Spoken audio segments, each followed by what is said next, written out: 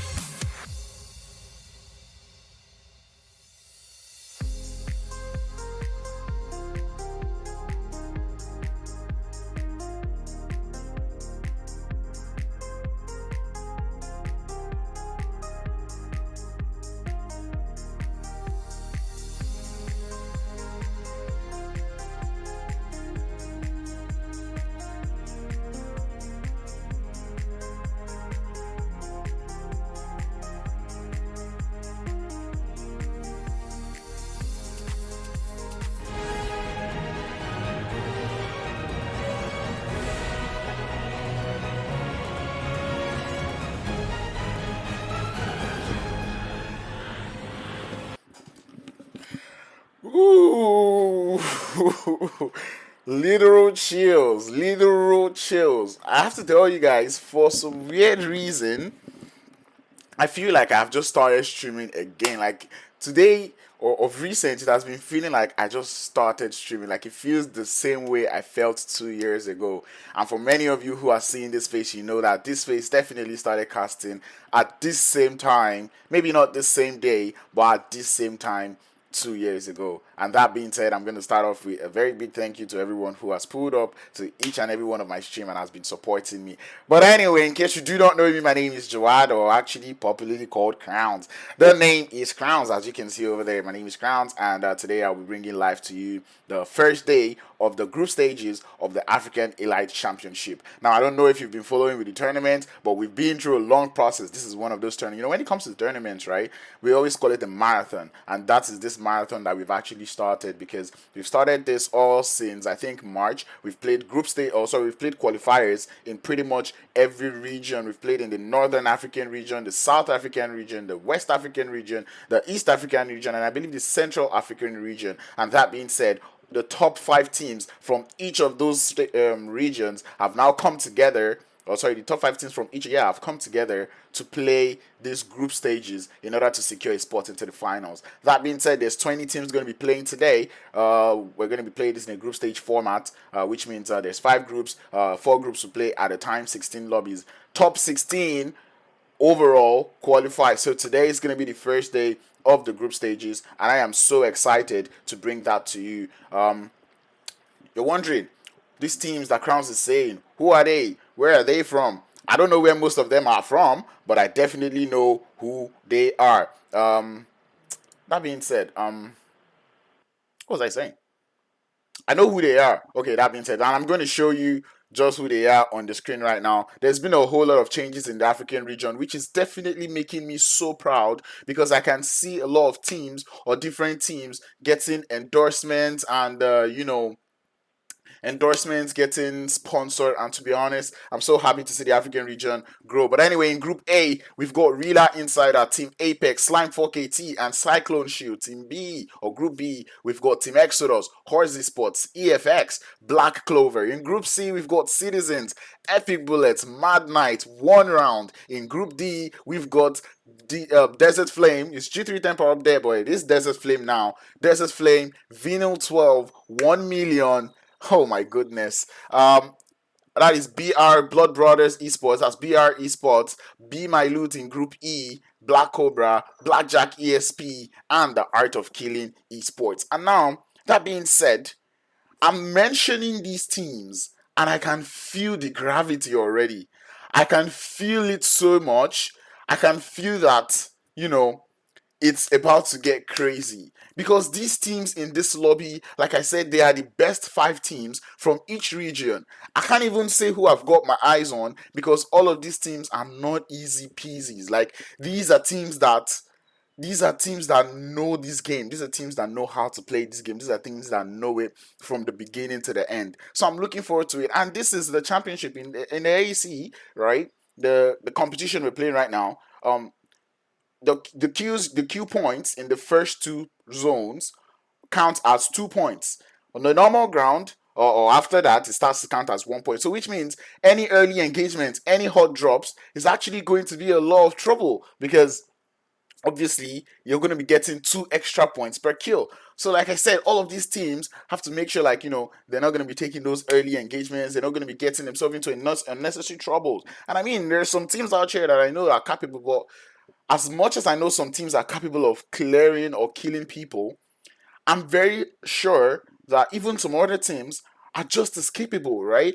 On a normal ground, I'll be like, oh my god, 1 million esports. But bro, we've got Slime in the lobby, we've got Team Apex. Team Apex has been one of the strongest teams in this tournament, right? And why I say that is because of all the groups, they tend to have the most points. And if you keep up with 3 Crown on Instagram, you would actually see a lot of these posts and a lot of these statistics, right? Being a team that I've actually casted, I know that these guys are pretty much here for it. So like I said, if you've not shared that stream, if you've not sent that stream, if you're not on this stream, I do not know where else you are, because we're about to get into one of the sweatiest lobbies that you'd ever imagine. We've got 5 games going on today. We're going to be going through the games in PUBG Mobile, Erangel, Miramar, and Sanhok will be the games, the maps we're going to be playing today. And to be honest, I just cannot wait for these games to start. We're in for a treat. I am here for it. It's not Halloween, but we're going to be having a whole lot of fun. That being said,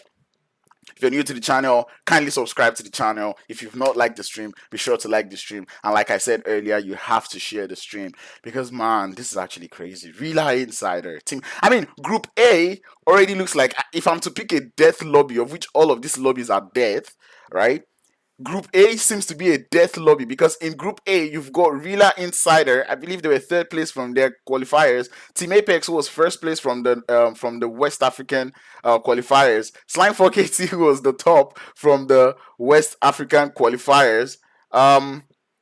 Cyclone Shield Esports, who finished I think 4th or 5th, no 5th actually, from their own qualifier. So which means all of this is you know, a whole lot of craziness about to happen. But that being said, without further ado, Shade Adu, Ulabalu, and Oiti Toiti, we will be getting into the first game of the day. It's going to be none other but Erangel. Yes, I have a new view on things, which is weird, because I don't understand why my phone is deciding to act up. But there we go. We do have a plane path taking us all the way from the waters of Lipovka straight up. Wow, this is actually one of the dirtiest plane paths anyone could wish for. The teams in this lobby are definitely crying right now. They're gonna be like, oh my god, of all the days for this to happen, why did it have to be today? Right? Because this plane path is actually deadly. It's way off to the south, and like, you know, a lot of these teams actually tend to land in the north. You know, Slime 4KT goes to Yasnaya. There's teams that go to Pochinki. There's teams that go to Gatkal. And I know Team Apex likes to land in hospital. But that being said, because of this plane path, it's gonna force us into, like, you know, pretty much early engagements, as we can already see some gonna be pulling up out there in Lipovka. We've got the guys from Epic out here against Team Apex, because that is their, you know, their secondary drop spot, and right off the bat we'll be getting in already early action. So that's actually real craziness that we're about to witness right now in the lobby. I see you guys going crazy in the chat, and I love it. And the playing path, let's talk about the zone. Actually, is actually going to be a crazy one. As you can see, the zones taking us straight up to that, you know, eastern side, and it's kind of good. I feel like it's a playing path, it's a zone that actually complements, you know, the crazy playing path that we got. But that being said, let us focus on this engagement, which is already starting, as Chris is actually up against Kage, who takes him down. Kage up in a 1. Oh, that's just Team Apex already getting started. I said it, they are one of the strongest teams in this lobby, which means they are capable. I told you, they really love those early kills, and that is, they've already come into the group stages to just continue to flex and show us that aggressive prowess. And you know, just when I think Team Apex is aggressive, we've got other aggressive teams in the lobby. 1 Million Esports, that is a very aggressive team. You know, Slime 4KT, another aggressive team. EFX, yet another aggressive team. You know, we've got HORZ Esports, that I know them to be another aggressive team, you know. And, you know, we've got the tactical news, you know, teams that are very tactical. G3 Temper, make that Desert Flame Esports, another very tactical team. In RILA Insider, another tactical team. Citizens, a tactical team out here, you know. And then there's, like, you know, a couple of other teams that I've actually that I don't really know about, but still, it's actually still crazy, you know. Like teams like Vinyl 12, I don't really know much about them, but I know for them to make it to this point, they're actually a very crazy team, a team to look out for. So that being said, out here we've got the guys from Epic Bullet up against Team Apex, and you can just see the plays coming out from Team Apex, you know, trying to just get a little bit of those angles. They've got only 3 players out here in Lipovka. They're pretty much aware of the situation that they've got going on. I mean, they know that right now it's probably going to be a 4v3 fight. It's just a matter of finding where all the players from Epic Bullet are. You have to get into guided access for, you know, to take away those disturbances.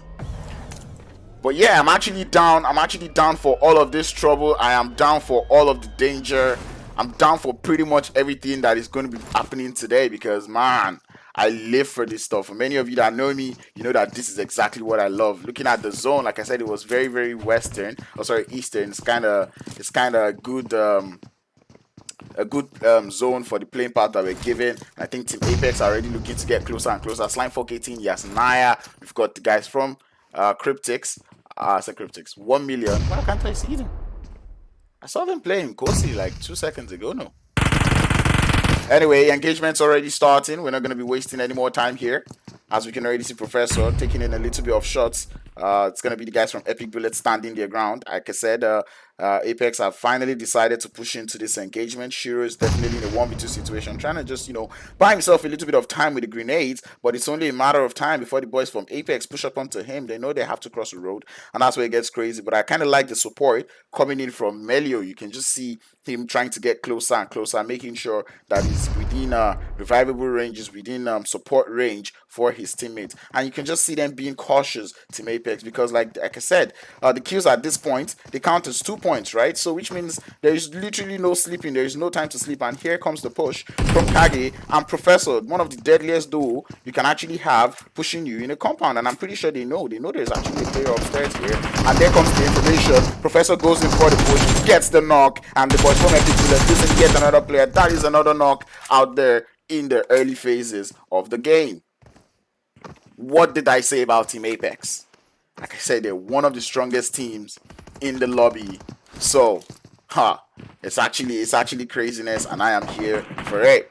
But anyway, more shots coming in as we get another knock coming in from Andrew onto Octane from Epic Bullet, and just like that, Melo finds himself in a 1v4 situation as the boys from Team Apex, they are waiting. They really want those 8 points, and you can just see Andrew is definitely aware. He sees Melo's position, he takes in some shot, does the damage, and here comes the full engagement. Andrew out in the open, Melo on the roof, or sorry, make that the balcony, and it's gonna get crazy. Professor happens to be the first in line. You can see the pre-fires as they're pushing. Kage comes in on the flank. Professor, Andrew and Kage are the ones pushing in. Kage definitely hears those footsteps. The Molly trying to just delay the push coming in from Melio, but it's only so much you can do. There is only so much you can do when you've got this full force, when you've got the Apex Predators pushing towards you. They know, they're waiting, and you can just see the push. They're about to get started. Professor starting it up with grenades, with smokes, trying to see if he can do a little bit of those stick damages, and indeed he's able to get some. But here comes the push from Andrew from the other building, gets the beautiful angle, and that is going to be Team Apex getting the first kill of the day. Now, I told you guys that today, or that this lobby was definitely promising, and it has shown us nothing but that, starting with the earliest engagement of the day going on there in Lipovka. The guys from Apex being the champions of Lipovka at the moment. Love to see that one.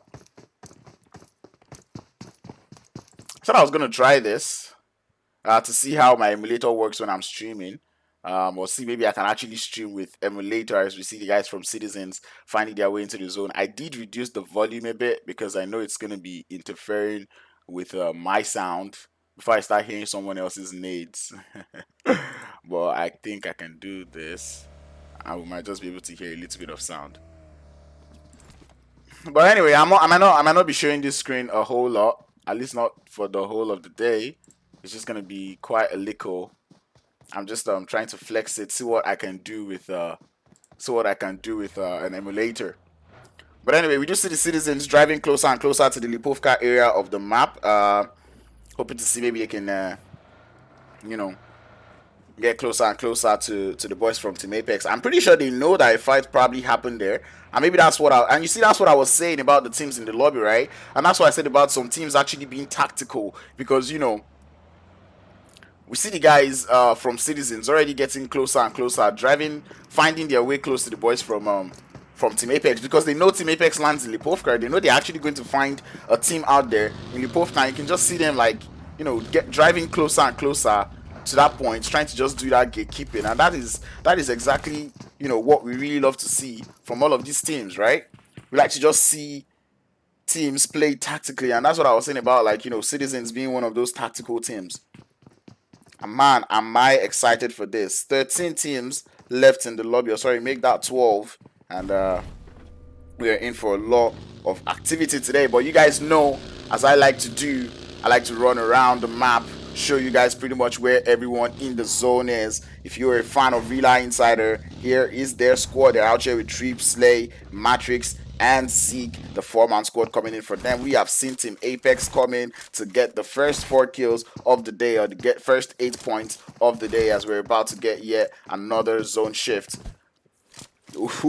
Zone continues to push us to the east, and I feel like this is one of those zones that would favor, you know, the guys from Citizens a lot, because they happen to pick Muta Power as their landing spot, and you can just see Citizens, Professor, and the boys from Apex just chilling and holding it up there in the northern edge of the new zone that we've got. The zone is still quite eastern, and at this point in the zone, every kill that you get counts as 2 points. So pretty much anyone who still loses their life at this point is actually going to die. So that being said, I am in for it. I am here for the trouble. I am here for the action. So the guys from Citizens Esports, you can just see them, the wild bridge. You can just see them finding different angles. I need to do something. There's something off my graphics settings. I'm lagging a bit.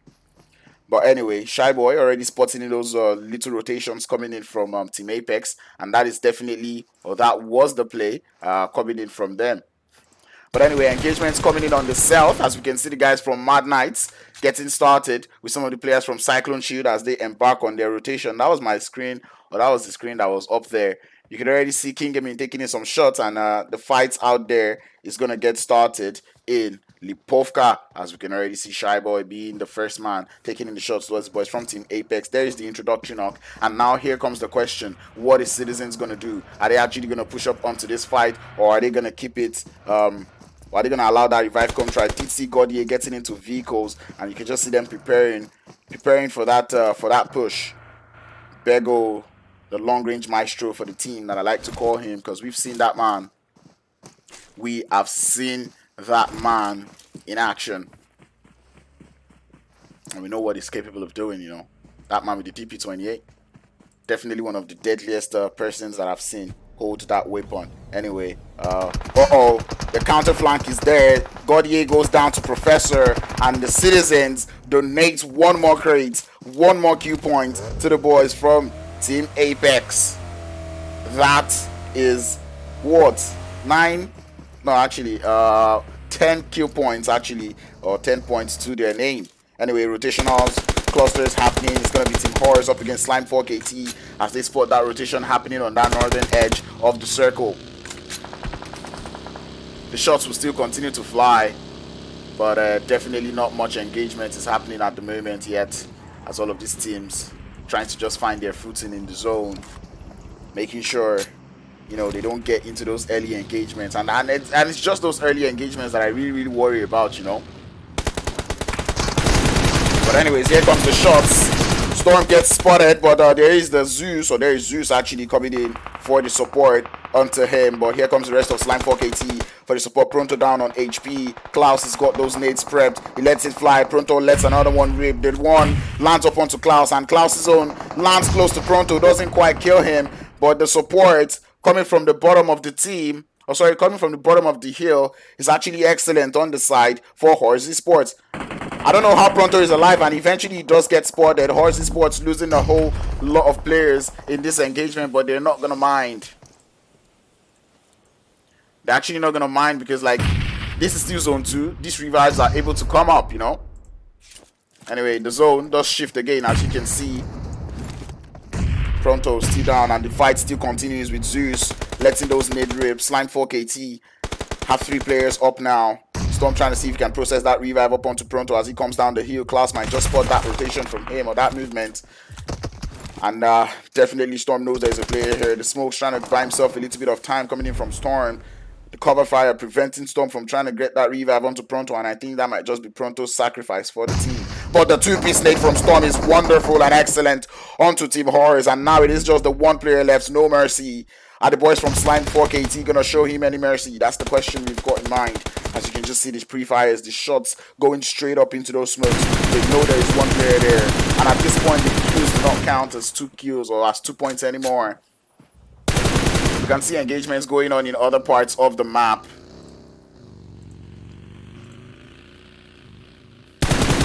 8R, or the 8 Brothers, getting started with Citizens Esports out there on the eastern edge of the circle. Sanhok KT still continuing in the push, as Zeus is going to be the man pushing close to No Mercy. He knows it's in that smoke. The pre-fire is coming in through, but man, that support fire coming in from the top of the hill is just wonderful.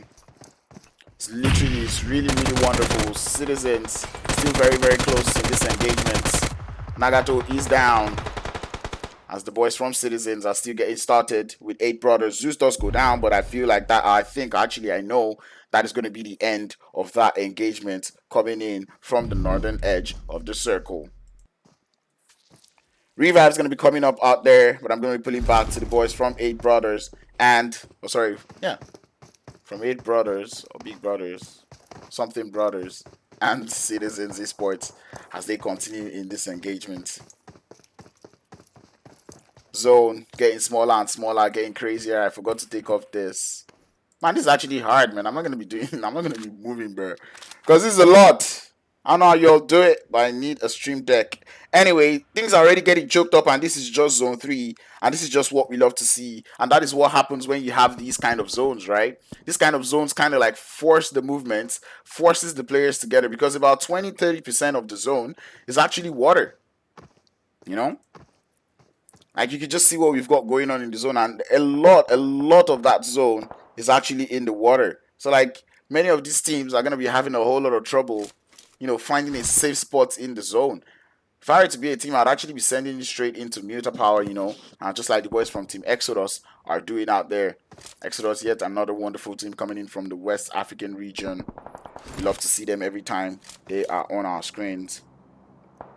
So we're keeping an eye out on that one. 8R still trading shots with the boys from Citizens as they continue. This is zone 4. And there we go. Yet another zone shift. Centering up. Pushing us a little bit to the west. And now, everyone who was on that eastern edge have to get into the zone. And I look forward to seeing how this one is going to play. Of course, Slime4 KT and Team Apex about to run into themselves in that northern edge of the circle. Team Apex have been in their home, and they're able to get 6 kills to their name already, and now they're receiving more visitors in the side of Slime4 KT. He says zone 2 and 4 teams out. Is it LCS? Now that is funny. Anyway, players have been spotted. Kage is going to be the one who goes down first to the hands of the boys from Slime4 KT. Zeus is going to be the man grabbing the thirst, getting the confirm. Team Apex cannot just catch a break today. As Slime4 KT wander upon their location, the zone has begun to move, so these teams do not have so much time to spend on this engagement. Cyclone Shield about to get into an engagement with the boys from Mad Knight out there on the western edge of the circle, and it's only a matter of time before this fight gets started. Mad Knight Agent 47 is going to be the closest to the boys from Cyclone Shield. You're probably wondering what is going on. But it's Team Apex up against Slime, trying to prevent that. And like I said, these two teams have to find a way into the zone because they don't have time to be here. They have to find a way into the zone. Slime4 KT up to 5 kills already. Apex up to 4 kills. And these are two West African teams up against each other. I don't know what the play is coming in from Team Apex, but I really hope to see how well they're gonna hold on in this engagement.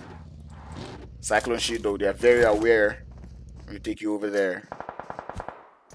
Citizens in an engagement, and that is going to be the guys from something 12. Jeez, 12 actually getting started with the Citizens as they get the introductory knock. Citizens going to act up on this one. 007 happens to be the one getting the knock, and Shy Boy. Citizens on a very huge split right now. And I don't know, I personally like to call this the involuntary split. Shy Boy has been spotted from the top of the hill, and there's almost no safe space for him, as the Mad Knights will be the ones doing the third party of the century. Apex just very close to him, and there is a whole lot of clusters pretty much everywhere in the circle. Vinyl 12 able to grab their revives. That is impressive stuff. I kind of like to see when those players get the revives, and it's just pretty much shots going on everywhere in the map right now. Slime out there on the north. It's kind of choked up, very choked up out here in the northern edge of the circle. And I really want to see how they're going to do this one. Citizens left with 2 players who are on the deadly split, like I mentioned earlier. And it's just back and forth shots coming in from the teams in the lobby as Slime 4KT will continue to let their shots fly towards Shiboy positions. Apex also in the line of sight of the boys from Slime 4KT. And the shots will continue to fly. The first one will be spotted in that rotation. And he does get taken out. Shiboy getting spotted by Mad Knight up on the top of the field as we do get yet another zone shift. The zone does take us hugely to the south. And it's going to go south for all of this team. RILA Insider, I'm beginning to think these guys have paid the god of PUBG Mobile. Because what is this? What is this zone blessing? They've got eyes on everyone in the group. They're in the only compound in the zone. And now they have to find a way into the zone as 007 is still going to be wreaking havoc onto the boys from Vinyl 12. If I were to be Vinyl 12, I'm actually going to send this building because there's actually no point waiting. Team Apex going out in the hands of Slime as they get pushed. But they can only get crazier from here. 10 teams, 33 players still alive in the zone.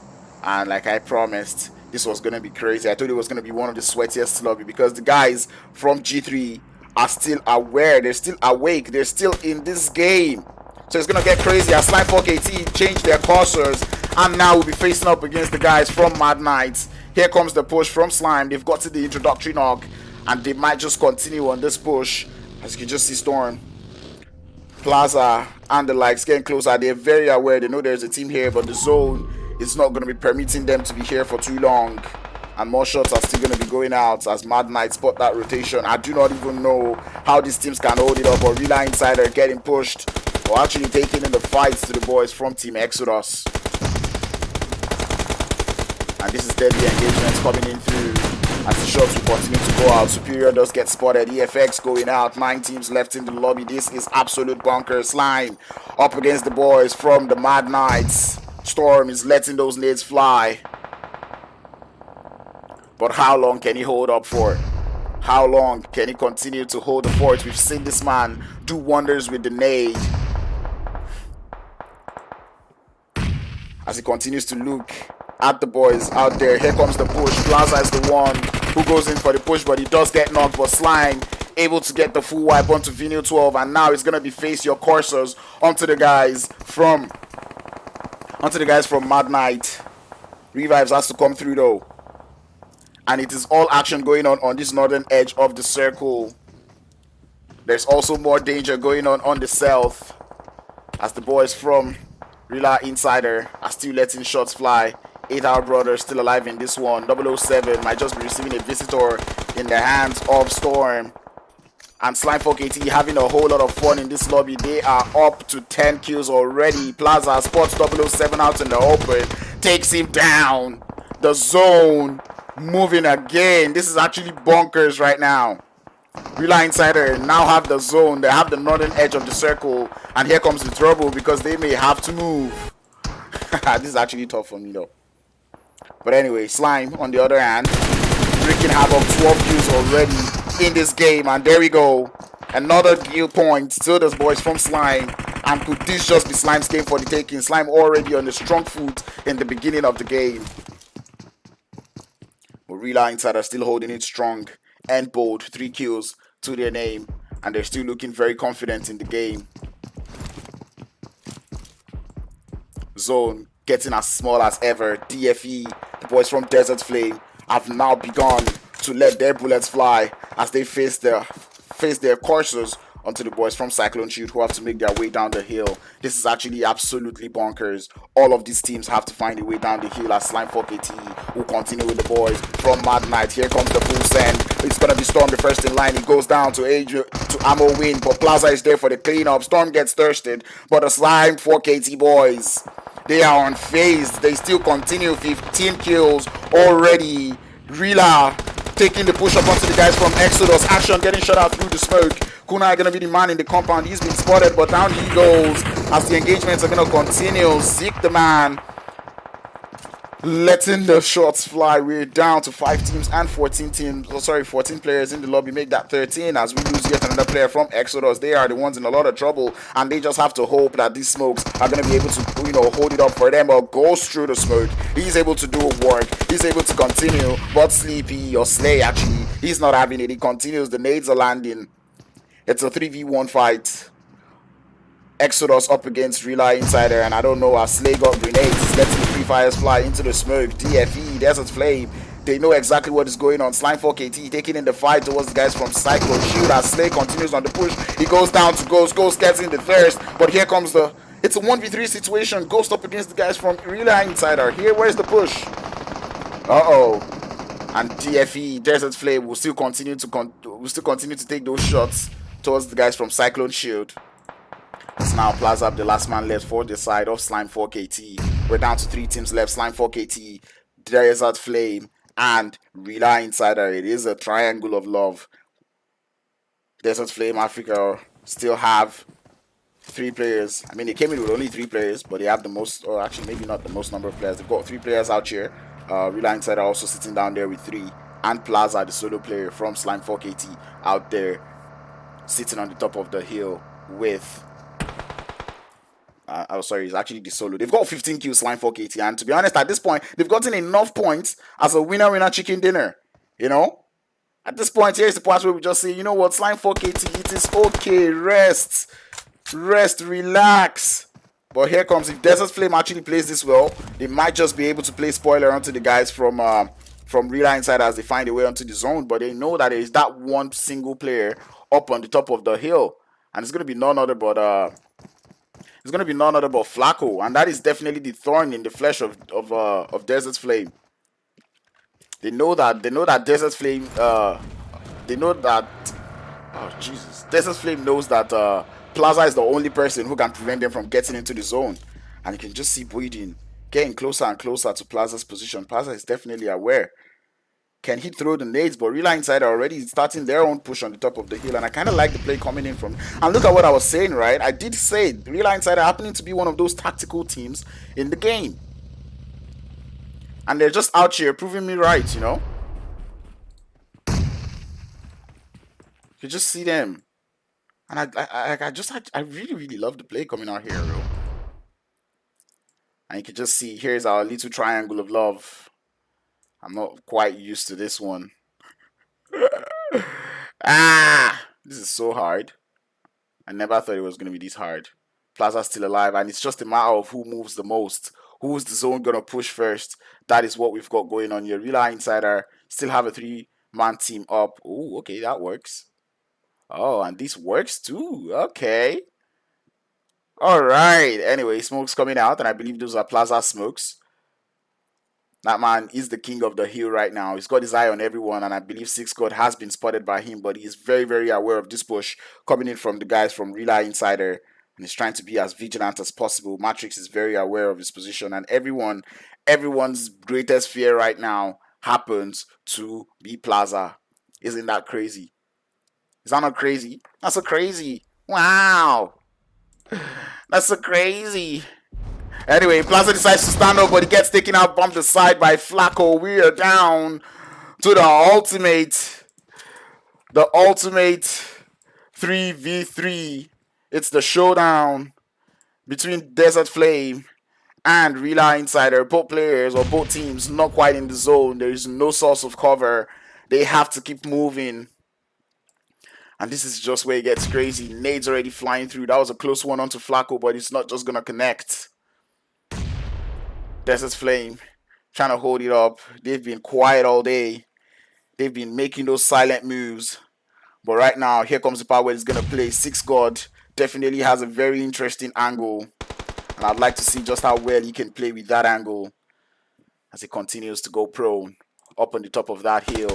You can just see his angle onto the guys from RILA Inside. That trip, though, being a little bit of a disadvantage in that house. The nades are still landing. 6 God. He is the key player right now in this team. He's the player that can do it all for the side of G3 Temper. Zeke in his front might just be able to spot him. That's what we've got going on both sides of the teams. Nate still flying as Trip just decide to come out. Here comes the support. Matrix down the hill as he continues to push, and I think they've decided to play the isolating play first as building goes down. Flacco is going to be next in line. He's trying to hold it up. He does get one player down, but he's not quite able to hold it up. Flacco, the last man left, up in a 1v1. It's Flacco up against Zeke. The 1v1 situation, the ultimate 1v1. Flacco up against Zeke, but Zeke is the one that gets the winner chicken dinner for the team. RILA Insider walking home with the first. Nope, don't do this to me. Do not do this to me, boys. Yeah. RILA Insider, the team walking home with the first winner chicken dinner of the day, finishing this one with 10 kills. To be honest, I have no idea how they got 10 kills, but bro, I will take it.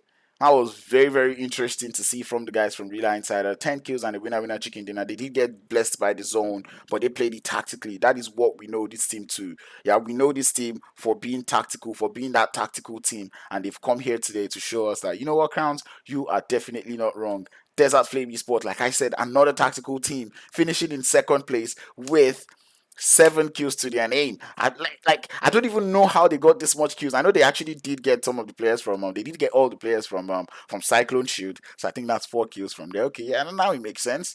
But anyway, it all boiled down to that 1v1 Flacco up against Zeke, and was actually absolute craziness. I really love to see when endings like that come into a situation of 1v1. Flacco, though, he was up in a 1v2 though. He got the 2-piece, but that last player definitely not getting that 1v3 for the clutch. Slime 4KT absolutely raging in this lobby, and this is actually surprising to see my savior daddy, Pronto 4KT, not actually getting any kills in the lobby, but that was because he did lose his he did lose his life early on in the game. But nonetheless, 15 kills and the 3rd place finish from Slime. Beautiful. They got pretty much the same points as RILA Insider, who finished in 1st place. That's nice stuff that we love to see. Cyclone Shield in 4th place with 1 kill. Exodus in 5th place with 0 kills. Mad Knight in 6th place with 1. 8R Brothers in 7th place with 3 kills. Citizens Esports in 8th place with 3 kills, courtesy of 007. Vino 12 in 9th place with 0 kills. Team EFX in 10th with 0 kills. Team Apex in 11th place with 7 kills. Them man were just happy and enjoying pretty much everyone who came to them, but it just became too overwhelming when they found themselves in between Citizens, Mad Knight, and Slime 4KT. They did get pissed about one after the other. Quite sad day for the guys for Team Apex, if you ask me.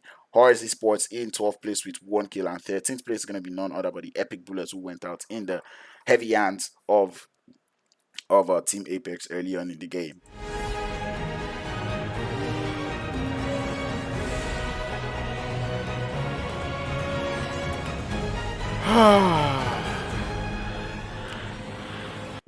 Storm 4KT, the man with the most kills in the lobby, as he's able to get 6 kills and 560 damage. Zeus following with the best companion, able to grab 2 revives and 4 assists. You love to see that one. RILA Insider finishing there in RILA Insider Zeke was the man who got the last kill of the lobby, as he was able to get how many kills again? 5 kills to his name. I don't know. They told me to stay in the same room, but man, whatever. It's happening. I guess it's been dismissed. But anyway, that was all for game 1 of the day. That was absolute craziness. That was absolute bonkers. I told you guys that this lobby was actually going to be very, very sweaty, and it showed me nothing else but that. This was big out sweating coming in from every team in this lobby, and it's only going to get better in the second game, because this game 1, we only had 13 teams. Coming in, and it was this crazy. Now for the next game, we're going to be having all 16 teams actually showing up in the room. So trust me, we're going to get real jiggy going to the end of the day. And this is game 1 out of 5, so be sure not to go anywhere. If you're new to the channel, subscribe. If you've not liked the stream, be sure to drop a like. I'll see you guys in about 5 minutes. Do not go anywhere.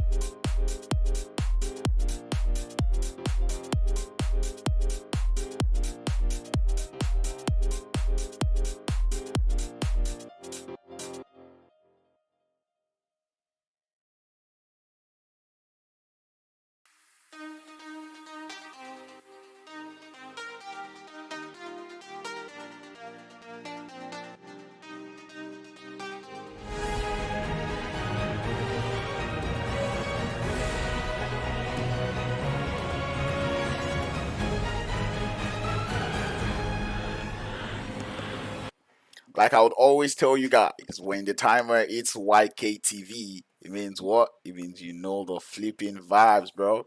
I am back to you guys to bring you guys the second game of the day, which is going to be none other but Miramar. I'm not supposed to say this, but I'm not going to say it. 1 million, where I see you guys have a lot of fans. 1 million esports has got a lot of fans in the chat, actually, or maybe quite a number of fans in the chat. So, that being said, 1 million was supposed to play in the first game, but they didn't show up. Second game, their group is not in the lobby, or their group is not playing this second game. But trust me, there is one round who is still playing this lobby, and this is actually a different lobby, right? This is gonna be lobby. This is gonna be groups. Let me show you guys. This is gonna be groups A, B, C, and E playing. So which means we'll not be seeing the guys from Desert Flame. We will not be seeing Vinyl 12. We will not be seeing 8 Hour Brothers, and we will also not be seeing 1 Million Esports. But we will be seeing Be My Loot, Black Cobra, Blackjack Esports, and Art of Killing coming into the lobby today. And without further ado, Shadi Adu, Hula Baloo, and Oiti Toiti, we will be getting into the the second game of the day. It's going to be none other but Miramar, with the best playing path that anyone could possibly ask for, as the playing path is taking us all the way from Puerto Paraiso straight up all the way to the end of the map. I don't know what part that is, but it is taking us all the way from the southeastern edge of the map, taking us up to that northwestern edge. Many of these teams definitely going to be satisfied with this one. Apparently the guys from 1 million happen to be having a lot of network issues, which is why they're not able to show. This is why they were not able to show up in the first game of the day, but we hope they're able to get that fixed, and they will be able to show up for the remainder of the game. But anyway, straight off the bat, teams already landing, teams already jumping out. I think I was expecting a little bit of a hot drop in Puerto Paraiso between Epic Bullet and the boys from Citizens, but looks like Citizens did their research, and they will probably be going to yet another place in the map. Smart play, if you ask me. I love it. I like it. I will not complain. That is what I love to see. RILA Insider, Apex, Slime 4KT, Cyclone Shield, Exodus, HORZ Esports. I didn't get to see HORZ Esports so much in the first game. They did get taken out by Slime, but I hope to see them in this next game. EFX Esports, Team EFX, Citizens Esports, Epic Bullets, Mad Knights, one round. Oh my god. One round, Be My Loot, Team Cobra, and the guys from Black Jack Esports would be the 16 teams, or make that the 14 teams that you will be seeing in the lobby today. So let's see. The zone already does show us where it is going to be. It's going to be in north central zone. Nothing too bad. Nothing that we don't like. Nothing that we're going to be complaining about. So we'll take it. Nothing too serious. Would enjoy it. Would vibe with it. I don't really see any early hot drops going on yet in the game, so we'll definitely be cruising around a lot in Miramar. Miramar happens to be a map that is chill in the early phases, or actually on a normal ground we would see a lot of hot drops coming in from the players out here in Miramar, but today we would not be getting that, right? I see pretty much everyone is quite civilized. That is the word that I'm going to use today. So not no one's really fighting, no one's really looking for trouble. Everyone's just chilling, everyone's just enjoying, and I like it. Team Cobra do have themselves situated in San Martin. Hopefully we'll definitely, or not even hopefully, we will see that engagement, would see that fight coming through from them up against the guys from G3 Temper eventually, when we've got them and G3 Temper in the lobby at the same time. So that is something that I look forward to. I want to use this one to see how well it's gonna be, because streaming with the emulator just seems more professional, no? Would you agree with me? Would you agree with me on that? Anyway, it's kind of shabby, but yeah, I don't think I'm gonna continue with this. It's rendering too slow for my liking. Yeah, it's rendering too slow for my liking. Anyway, but I still like it, and I know why it's rendering slow. I can fix it, but I'm just not really in the mood right now. Anyway, HORZ Esports, a team that I said I was looking forward to, coming in from, where is HORZ Esports from? Are they from the east or are they from the north? They're not from the north. I believe they're from the Jesus, once a Yoruba boy, always a Yoruba boy. I think HORZ Esports coming in from South Africa, if I'm not mistaken. No, they didn't play in South. No, I don't remember them playing in South. All right, we already have one round starting, and I saw that engagement's coming a mile away, but I didn't think it was gonna happen this fast. Eflex gonna be the man getting the first kill for his team, as they're able to find that solo player from RILA Insider and able to catch that player slacking.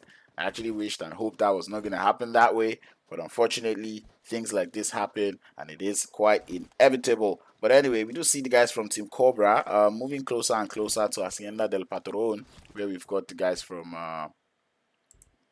where we have the guys from Be My Loot having a little bit of fun. So, are they going to be their loot? That is the question that I have in mind. I'm going to reduce the volume of this thing because why not?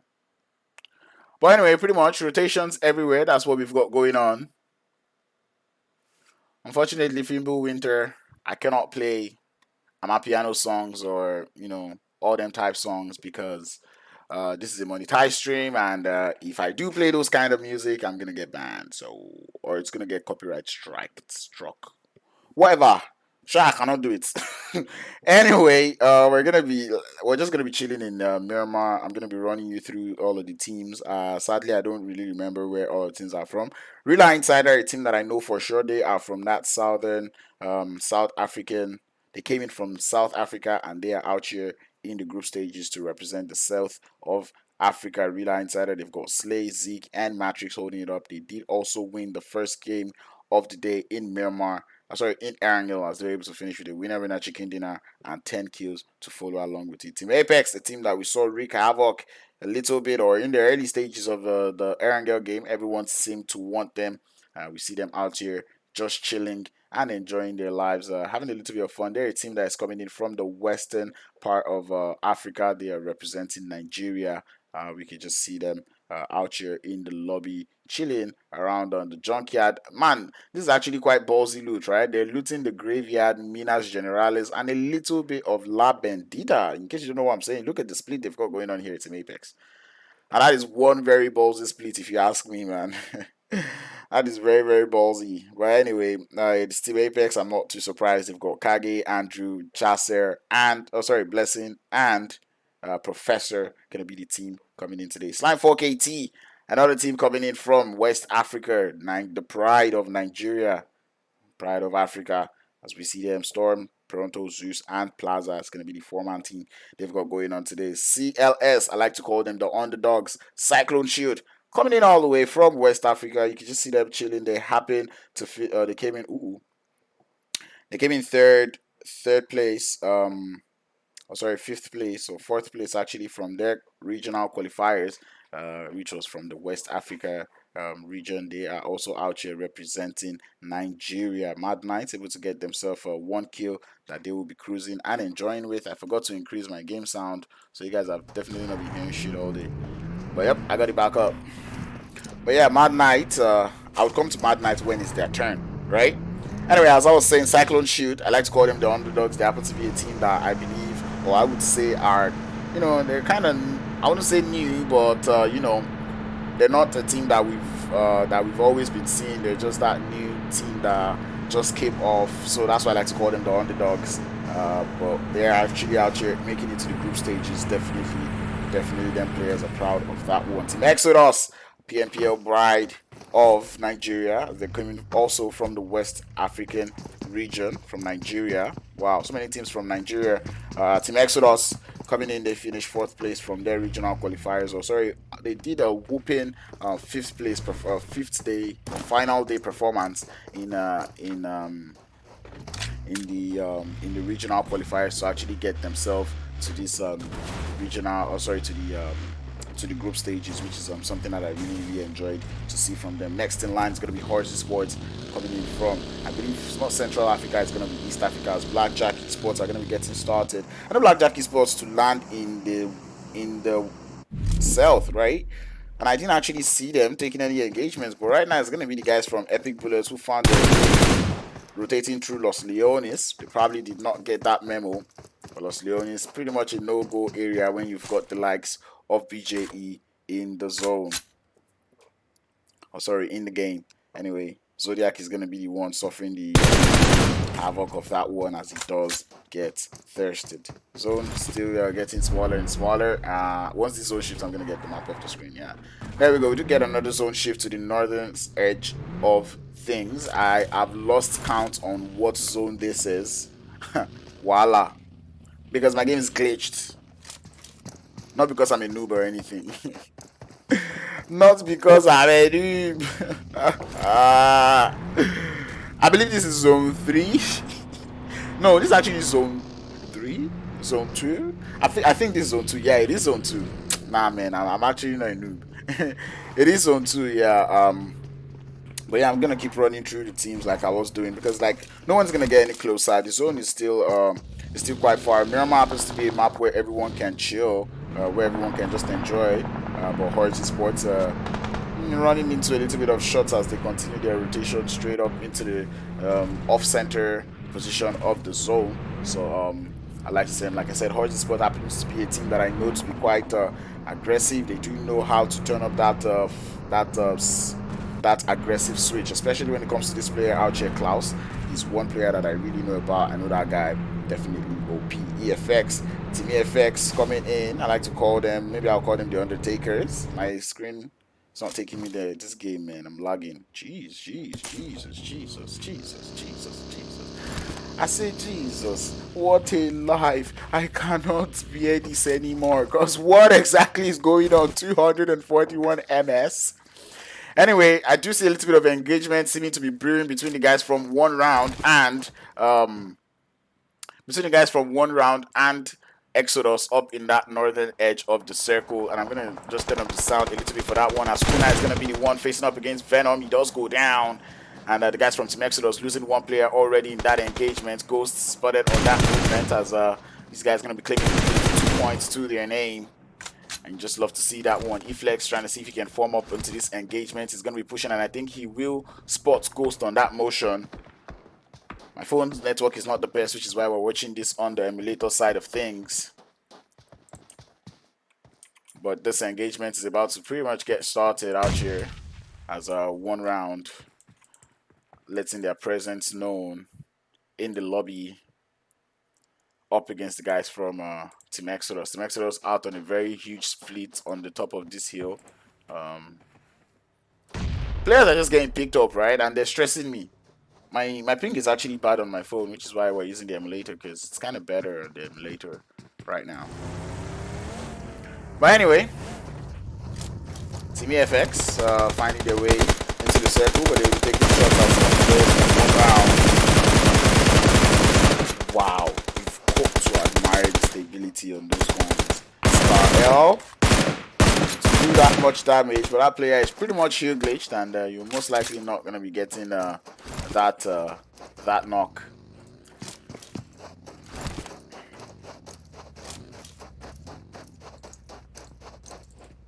Anyway, it was Knight getting cut off as I was looking for a little bit of a flank angle onto the guys from Team Exodus. So I'm going to pull over to that fight. No expose your distance. Jesus is Lord. Hound, get off my flipping all chat. Chill first. This is still here. Guys, the day on the right side down. Why is my PUBG Mobile acting up? Aha. Alright. Anyway, push is going to get started. I should actually pull over there, but look at that zone actually. The zone is Ocus Pocus and a whole lot of trouble. Anyway, Exodus getting pushed down. Action finds himself. And there comes the trade though. Knight able to get the return knock onto Ghost, but there is actually third party in this fight, and also a huge splits coming in from the guys from one round, as they are pretty much aware of this position from Team Exodus. That's a beautiful nade from Knight up onto action, as he's now up onto Mena. It's now action up in a 1v4 situation against the guys from Team 1 round. They're trying to grab that revive, but you've got to admire that position coming in from Eflex. Getting that flank to the top of the kill. Knight definitely knows where he is. The nades are landing. Knight up with this action. Action gets Knight down. Goes for the instant thirst. He's going to continue with the engagement. And he gets 2, does he? And no, he's not able to get the second knock, and eventually does go out to the guys from 1 round. I got confused because my game was too loud. I'm sorry. I'm actually gonna give up on this dual screen thing. It's confusing me a bit. Anyway, zone getting smaller and smaller as we do get a zone to that northern. We do get a northern shift on the zone, and I kind of like the northern shift. Farm, can you turn off stream elements, please? Thank you. It's disturbing me, bro.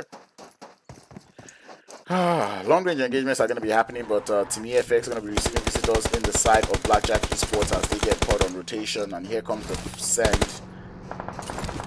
MG is going to be the first man in line as he's pushing up in this building. He definitely sees the player Pyro as he continues on his push, but he's turning back a little bit too late. He goes down. And Blackjack Esports sending it one after the other. Definitely not the most ideal way to push, as Zion found his way to the compounds out here on that eastern or southeastern edge of the circle.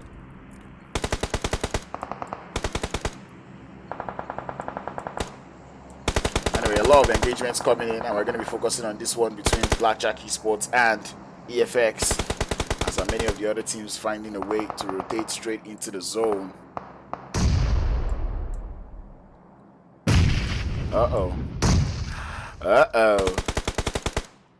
Anyway, it's back and forth shots coming in out here in the eastern edge of the map between two South African teams, Blackjack Esports and EFX. It's up in a 3v4 situation, but more nades coming in from Blackjack, and I kind of like the push coming in through.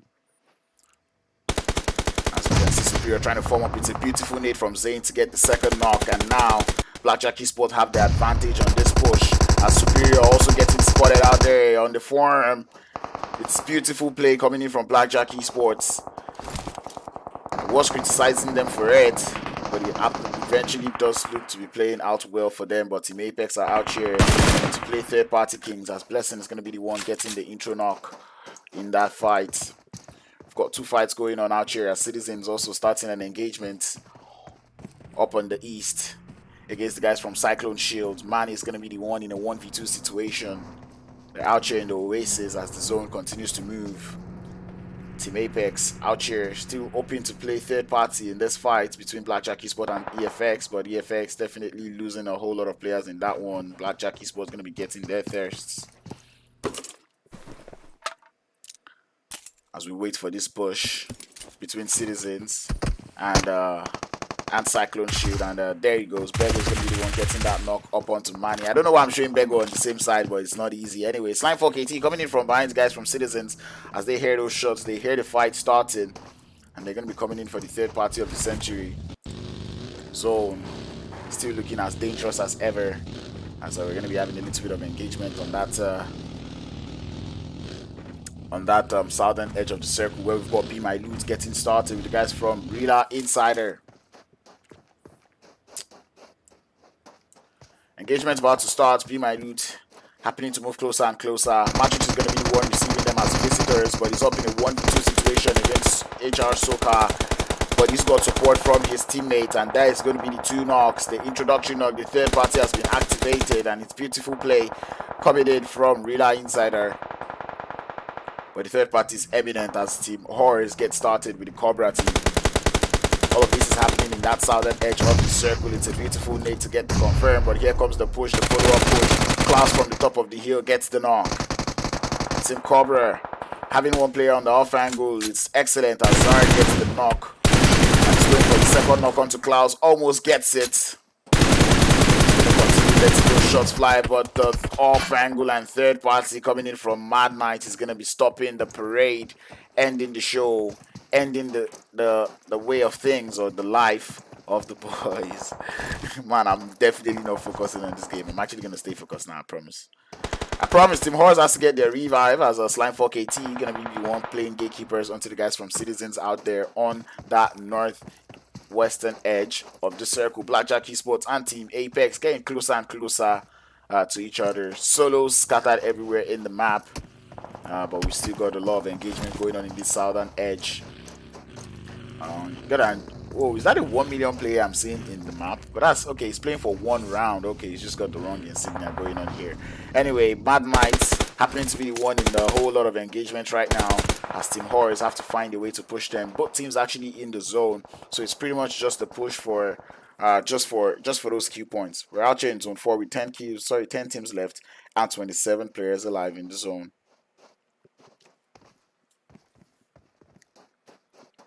It's trouble in the south as the zone begins to close up. And it does center up, or actually does push us that regular or the known Miramar hard shift as we get a very, very southern shift in the circle. This is craziness because it was choked up in the south to start with, and then the zone now decided to go to the south. These teams couldn't be more happier about what they've got going on. I want to pull over to the boys from Citizens and Slime as Bego is getting pushed, but unfortunately would not be able to hold it up against the guys from Slime 4KT. Slime 4KT up to 4 kills already in the circle, and they will be trying to get in some shots onto the guys from Team HORZ. 1 round also coming in for the third party of the century, and this is what we love to see from Miramar, right? We love to see that madness coming in from Miramar, and Blackjack Esports definitely succumbing to that madness from Miramar as they go down to Apex up there on that northeastern edge. The circle is closing up. This is zone 5. I don't know the possibility of survival after this revive, but let's see how well the guys from Team Apex know this game. Yep, I said it. Anyway, Apex, Andrew does go down again to the map, or sorry, to the zone. I said to the map. Good gracious God. Anyway, it's pretty much a whole lot of trouble actually and danger going on in this south, in the south and the southwest of the map. As Slime 4KT does push on to the fight against the guys from HORZ, pushing up as Plaza gets the intro knock, and they are definitely aware of the third party from Mad Knight. It's trouble in the west. Sorry, trouble in the west going to the south. As more nades coming in from Plaza, that definitely is a good nade, and he gets the second knock onto Rebel. Slime 4KT, are you going to continue on the push? Indeed they will, as Plaza is going to be the man starting up the push. He's letting those nades fly. He knows there's definitely a revive coming up in this. Oh, Plaza! Plaza with the nades. The follow-up with the UMP, and this man is going to continue wreaking havoc onto the players from HORZ Esports as they continue to push. It's going to be Plaza pushing up, gets yet another knock. Plaza on the 4-piece. Pronto goes down, and it's going to be Plaza. Plaza. 4 kills. A beautiful 4-piece coming in from that man. Definitely craziness coming in from Slime 4KT, a very strong team in this region. And if I show you the map right now, you would understand why I say Slime 4KT is definitely one of the strong, teams in the lobby. Can you see the splits? Lucas Storm is way up in the north. The rest of the players are down there in the southeast of the map. And this is absolutely bonkers. Team Apex, the DBS in the hands of Venom. Biting and letting it go, letting it reap as he continues to push. Professor goes down, Blessing goes down too. 1 round. And Sticks going for the third party, and he would definitely wish he hadn't done that because now they are very aware of that player's position. And the same thing can be said about Storm, who heard those shots. We're down to 5 teams left in the lobby. Storm is the only man in the zone. And this is where it starts to get crazy. This is where we start to see absolute bonkers. All of these teams have to get into the zone. Slime 4KT up to 8 kills already. Them man are raging in the lobby today as they're holding a 3-1 split. One of the deadliest splits I've seen in Miramar. But every other team has to find a way into the zone. The Mad Knights have to get into the zone.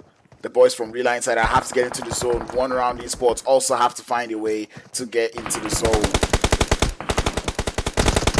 Talk about craziness, talk about Miramar. The Miramar madness is about to start as we are down to 15 players left in the lobby. Sticks, the solo player for Cyclone Shield, trying to see if he can hold up against the force, the scintillating army of Slime 4KT. 1 round though, they've got very sexy position on the top of the hill as they're out here holding up with 8 kills to their name. But here comes the push. RILA Insider up against the guys from Mad Knights. Venom about to get spotted. But this fight from RILA Insider and Mad Knight definitely has to start very soon. As Slay is going to be the man on the offense to get to the first knock. But here comes the zone. Here comes the push as they're going to continue. Zik with the off angle also covered in. And I love the play from RILA Insider, but the pre-nade is excellent from the Mad Knights to get one more player down. And the push is going to continue. RILA Insider trying to hold it up. Nades in the hands of Zik. Letting it fly, but wouldn't be doing so much damage. Slime 4KT also in their engagement of their own against the guys from 1 round as they continue. Eflex is going to be the one wreaking the havoc. Plaza trying to form up onto the engagements, but Zik is going to continue with the fight. He gets Mad Knights down. 1 player left. It is the pace. Zik is there to receive it, but no.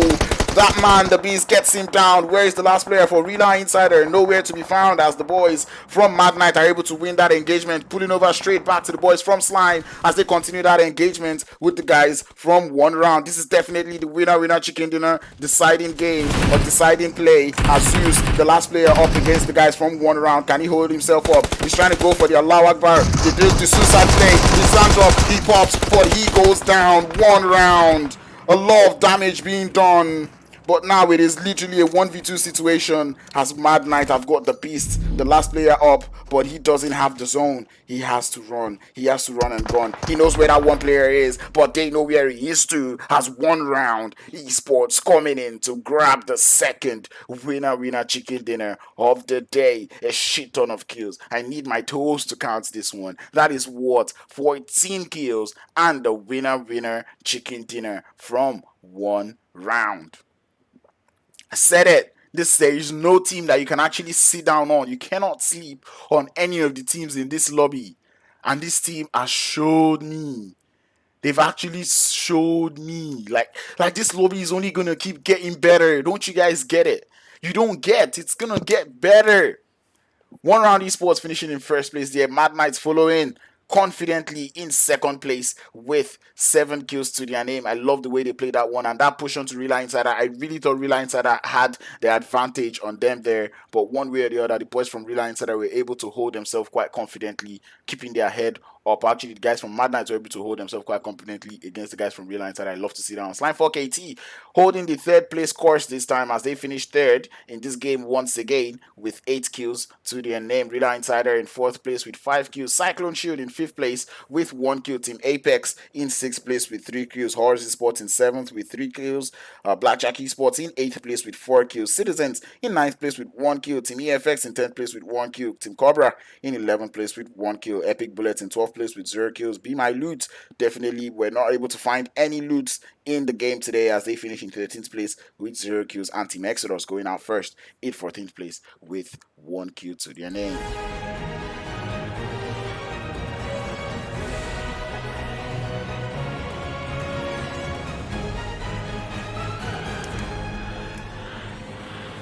The excellent play coming in from 1 round Esports to wrap up or to give us the second winner chicken dinner of Miramar. Definitely excellent play. Mackay or Makari, the player from 1 round, able to finish with a solo 7 kills to his name with 820 damage to also speak of. Team Apex, Professor is going to be the man with with the most revives, and Makari definitely gets in the last kill of the day. 7 kills and 1 assist to that player's name. It was absolutely bonkers. And like I said, I cannot see when Crowns tells you something is going to be fun. You've got to believe me. Game 1 was absolutely bonkers. Game 2 is going to be was absolutely bonkers. And we're heading into the 3rd game actually of the day. And we all know what that 3rd map is. I don't know, I think it's Erangel. But anyway, whatever map the 3rd map is actually going to be crazy, because we're actually going to see these teams come in. We're seeing a new set of teams, or a new group of teams play against each other. So trust me,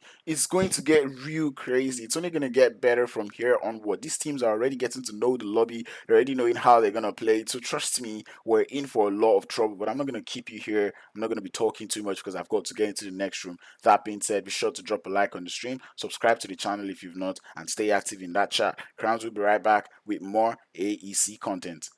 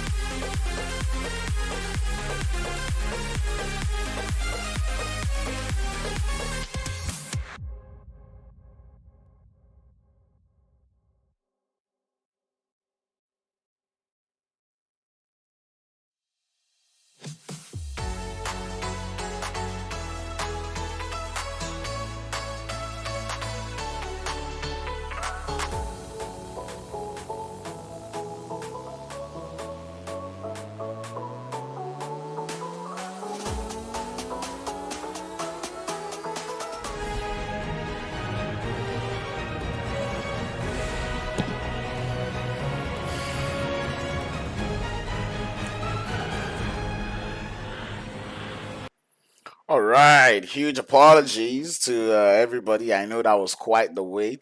Just realized that there's actually a 10-minute delay. There's actually a 10-minute interval between each games. But anyway, not to worry, not to fret. We're about to get into the next game of the day. It's going to be none other but Erangel. We're coming back to the holy grounds of Erangel. We're about to see yet these teams coming again to show us what they've got. We've got one more team sitting out in this game. This time we've got Group C sitting out, so we're not going to be seeing Citizens, Epic Bullets, Mad Knight, and One Round. But every other team we will be seeing them. I'm glad to see that Desert Flame back in the lobby.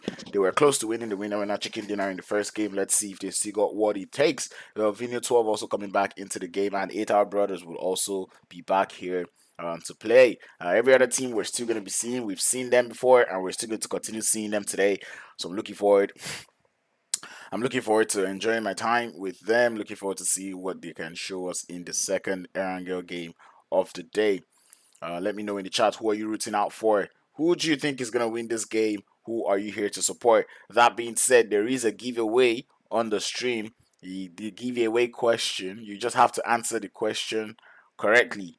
And the question goes thus. I know it's probably going to be typed in the chat by the time I say this, but the question is, on what day did this tournament start? The AEC tournament, what day did it start?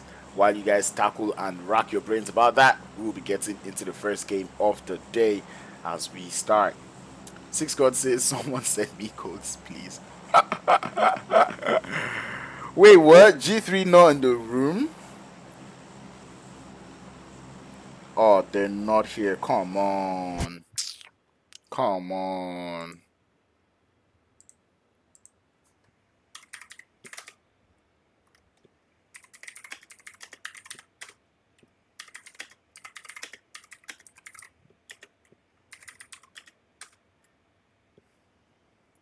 Anyway, playing path already taking us into the game. I'm on the wrong screen, so this is the screen that we're supposed to be on. Yeah, playing path already starting. As we can see, the playing path taking us all the way from Primorsk straight up to the waters of Severny. A couple of teams not making it into the lobby this time, which is painful.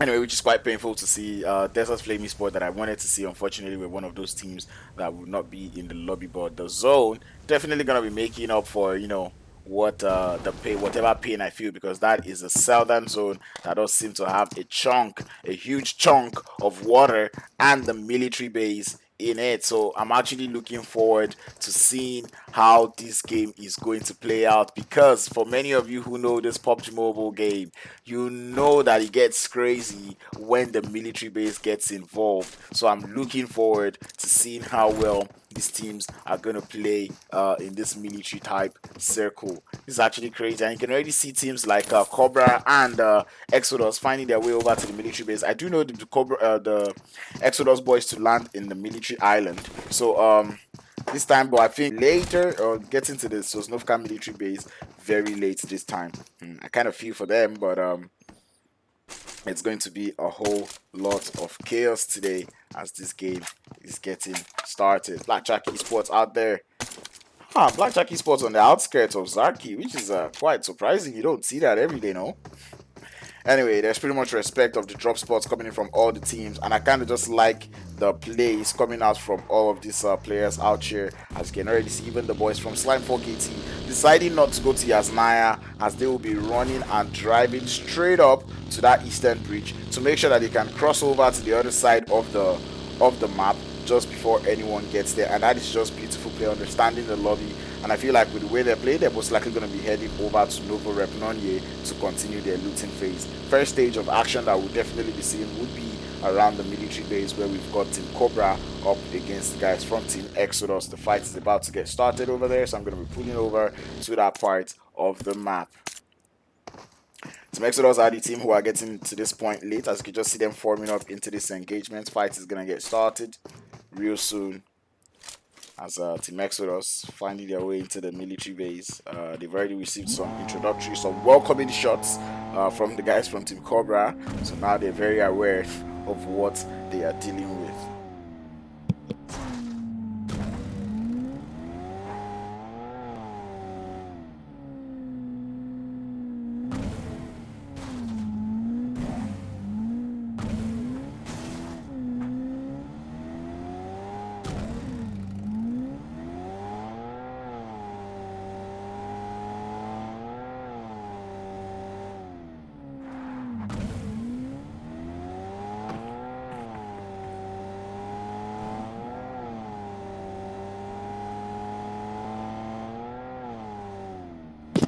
Anyway, sorry for that little bit of absence. I had to reply a message real quick.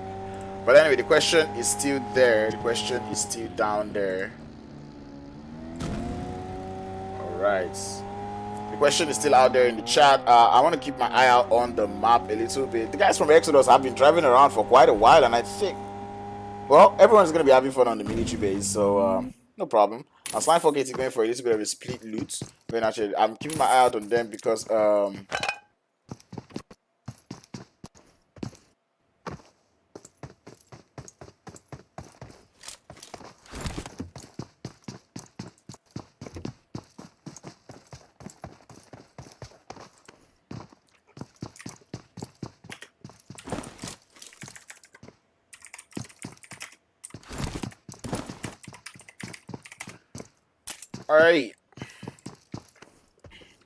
Alrighty. I'm sorry for blacking out a couple of times. I'm sorry.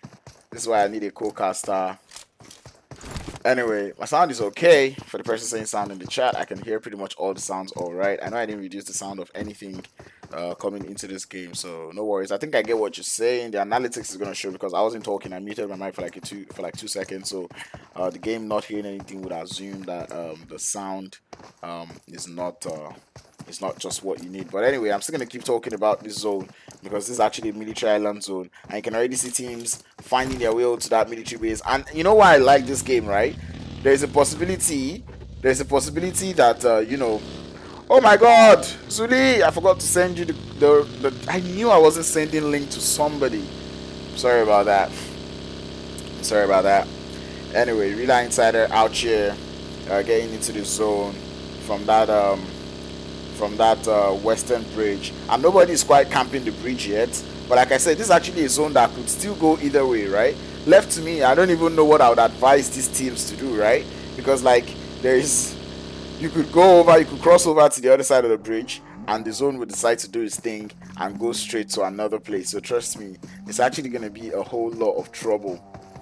Anyway, a lot of people in the chat already letting their prediction roll in, letting us know when they think the tournament started. I see a lot of May 2nd going on in the chat.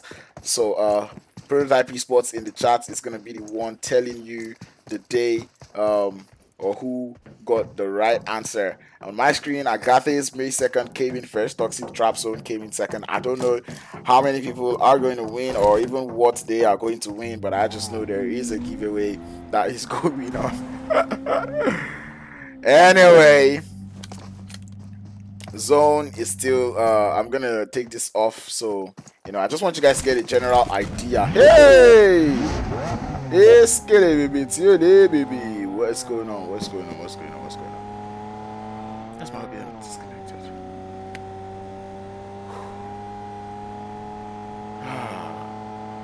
Alright, so everyone in the chat who are dropping their predictions, that's nice. Be sure to share the stream and tell people that the stream is back on.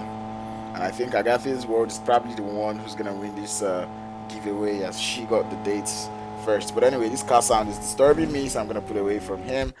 Because my ear hurts, bro. I can't even imagine how. Like, Exodus has spent a huge chunk of their time in the game today driving. It's crazy. Anyway, here's where the problem starts. We already have teams already camping the bridge. You can see RILA Insider deciding to opt for that western bridge, and the guys from Vinyl 12 are the ones holding it up on that eastern bridge. Slime 4KT also out there on the outskirts. Actually, I'm gonna do this so you can see exactly what I'm talking about. Slime 4KT holding it up on the outskirts of the bridge, the southern outskirts. Teams like Blackjack Esports, you know, Team Apex. These are teams that I feel like that I'm gonna advise to, you know, to pick up the pace, to get out, to start to move, because this zone is going to get crazy. This zone is gonna push, and you can see them. They're still in the zone. I mean, it's zone 1. We all know that zone 1 wouldn't take much of your HP, but they still have to find a way to get into the zone because it's going to get crazy. And looking at the way they're moving, they're about to get into their own personal engagement up in the bridge on that northern edge or northern part of the circle. As you can see, Lilouch or the Lilo machine is the one getting pushed by Professor. But like I said, both teams cannot afford to take this fight. And I think Team Apex definitely understand that. Even though they're going to get, 2 points per kill for that one, it's definitely not worth it as the zone doesn't move again. And look at what I was telling you about that zone. I told you that this is a zone that you can't just beat your chest to say this is where I think the zone is going to be, because you can see the zone has still not selected a spot in that zone. Slime 4KT though, getting pushed by some of the players from Team Exodus as they find themselves in this rotational cluster. Pronto is going to be the one out here enjoying himself with action as a Blackjack Esports 2 get started with Team Apex out there in the zone.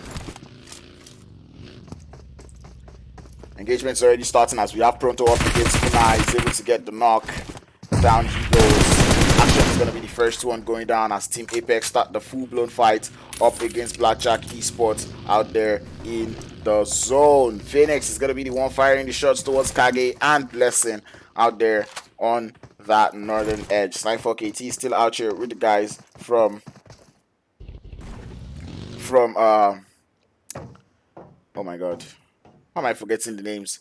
With the guys from Team Exodus. Anyway, Phoenix is definitely not relaxing on those shots against the boys from Team Apex as they find themselves in a hugely choked up position up in that northern edge of the circle. And this is what I was saying, they're not even in the zone yet. That's where it starts to get crazy, you know. And now the zone is already beginning to do its little bit of damage onto the players from Team Apex. And I think Blackjack might just decide to rest on this fight. They did get all the knocks, and I think that is going to be all the players from Team Apex going out and back into the lobby. Anyway, gatekeeping, breach camping about to get started in the map right now. As that zone continues to get smaller and smaller, we can already see things getting choked up on that western bridge. The western bridge is where we'll be getting most of the trouble, and I can see many of the teams deciding on, and I just like that, right? Teams like the Cyclone Shield, and I kind of like the play coming in from Cyclone Shield out here in the circle, right? I just like the fact that they've decided not to cross over, but they're holding it up in ferry pier where they know there's a possibility they might be able to get some boats on the shoreline and then rotate that way into the zone. That is actually good play coming in from them, making sure not to cross over, because like some of these teams, many of the teams have assumed that the zone is going to go over to the military base, but there's actually a possibility that it wouldn't happen. Someone in the chat says why 1 million is not in the game. 1 million esports I was informed that they're having a little bit of network issues, which is why they are not in the games today, unfortunately. Hopefully they'll be able to fix up their network issues and will be able to join us before the end of the day. But obviously they should be here tomorrow because they'll be fine. But other than that, we see people already trying to get in. It's going to be action on that eastern bridge as the guys from Vinyl 12 have realized that Novo bridge, the eastern bridge, is definitely not an option. But this is not where it gets crazy, right? Because the eastern bridge is not an option, but now they seem to be heading for the western bridge, which is also you know, not an option. But this zone, it's a bridge zone. It is a bridge zone. I think it's gonna end up in the bridge. This is actually crazy. This is too crazy if you ask me. Wow. But anyway, engagements are gonna start up on that northern side of the mainland as EFX getting in an engagement with Be My Loot. Shots already coming out as Superior is gonna be the first one down. You can already see Be My Loot, the weirdo, able to get a knock onto Superior. Mercury is also gonna be out there, and this is just craziness about to get started. We are waiting for this game to get started. And what I was saying about Cyclone Shield, right? They were close to the Warriors because they know they will be able to find a vehicle there and find their way into the zone. And that is a boat, and continue with the rotation. And that is exactly what this team have opted to do out here. Huge respect from me to the guys from Cyclone Shield for that beautiful play, or for this play that they have decided to go for. Either way, the zone does look to be centered a lot on that bridge, which means everyone has to find a way to get over to the bridge, at least be as close to the bridge as possible. But Cyclone Shield, the boat has been found out by the guys from Team COBRA, who were waiting patiently for them. They saw that play coming, they were waiting for the guys who are going to come into the zone, and now they are definitely going to be our young fishermen out here in the lobby. But the third party is what they will be thankful for. The guys from Cyclone should be thankful for as Team Exodus coming for the third party of the Centurion to the guys from the Cobras. Or from Black Cobra actually.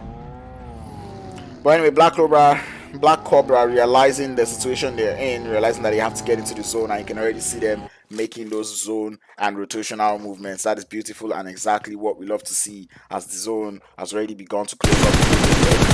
Four Clouds getting spotted on rotation as 7-6 out of killing gets started. They get the second knock onto Team HORZ, and I do not understand what is going on today. This is not the play that I know from Team HORZ. No mercy is the okay. I mean, there's 2 players left, but I mean, this is definitely not what I expected from them, though. But anyway, it's gonna be engagements going on in the blue zone on that eastern edge of the or eastern side of things. As Slime 4KT is still wreaking a little bit of havoc onto the players from Vinyl 12 as they're getting them or they're catching them one by one out in the open or out in the zone, actually. If I'm really to talk. Zone about to close up once more, and we're about to start seeing craziness in the lobby. HORZ struggling so much to grab at least one revive onto one of their players, and indeed they will, as we anticipate this next zone shift. And indeed, just like I said, it is a zone that goes to the water, or sorry, that's mainly focused on that bridge, and you can already see teams like RILA Insider, 8R Brothers, called Black Clover. They are already having a lot of fun. They're already feeling, warming their thumb sleeves, because they know that things are about to get really serious out here on that side of the map. Team HORZ, though, trying to go for the push, but the Rebel gets uprooted from that vehicle against some of the players from the 7 Sins Art of Killing Esports. Anyway, a lot of action happening also as EFX getting started with Slime. Sully up in a 1v3 situation. I think that is situation as Plaza does push into the compound. Sully though gets caught unaware by Plaza. Pyro, the last one left, is trying to hold it up. He's able to get one off, but not able to survive the M249 shots coming in from Plaza from the side of Slime 4KT. 6 kills to their name, and them man are just having as much fun as they can in the lobby. We're down to 9 teams left in the lobby.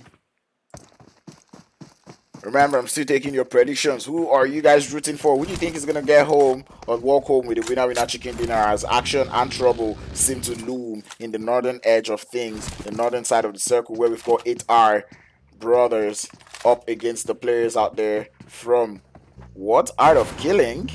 How are they here? Weren't they just like fighting HORZ? Oh yeah, they were fighting HORZ in the north. I thought they were already on the other side of the bridge, but it turns out they were not on that other side of the bridge yet, as many of these teams are opting to use this western bridge to get into the zone. The 8R Brothers are definitely considering this option, but HORZ trying to see if they can come up here, but it is just frying pan to fire, as Yash has to just send it directly into the water with the buggy, because that's pretty much the best thing he can actually do right now. But Mons is here, and he's got his fishing hook. He's ready to go fishing.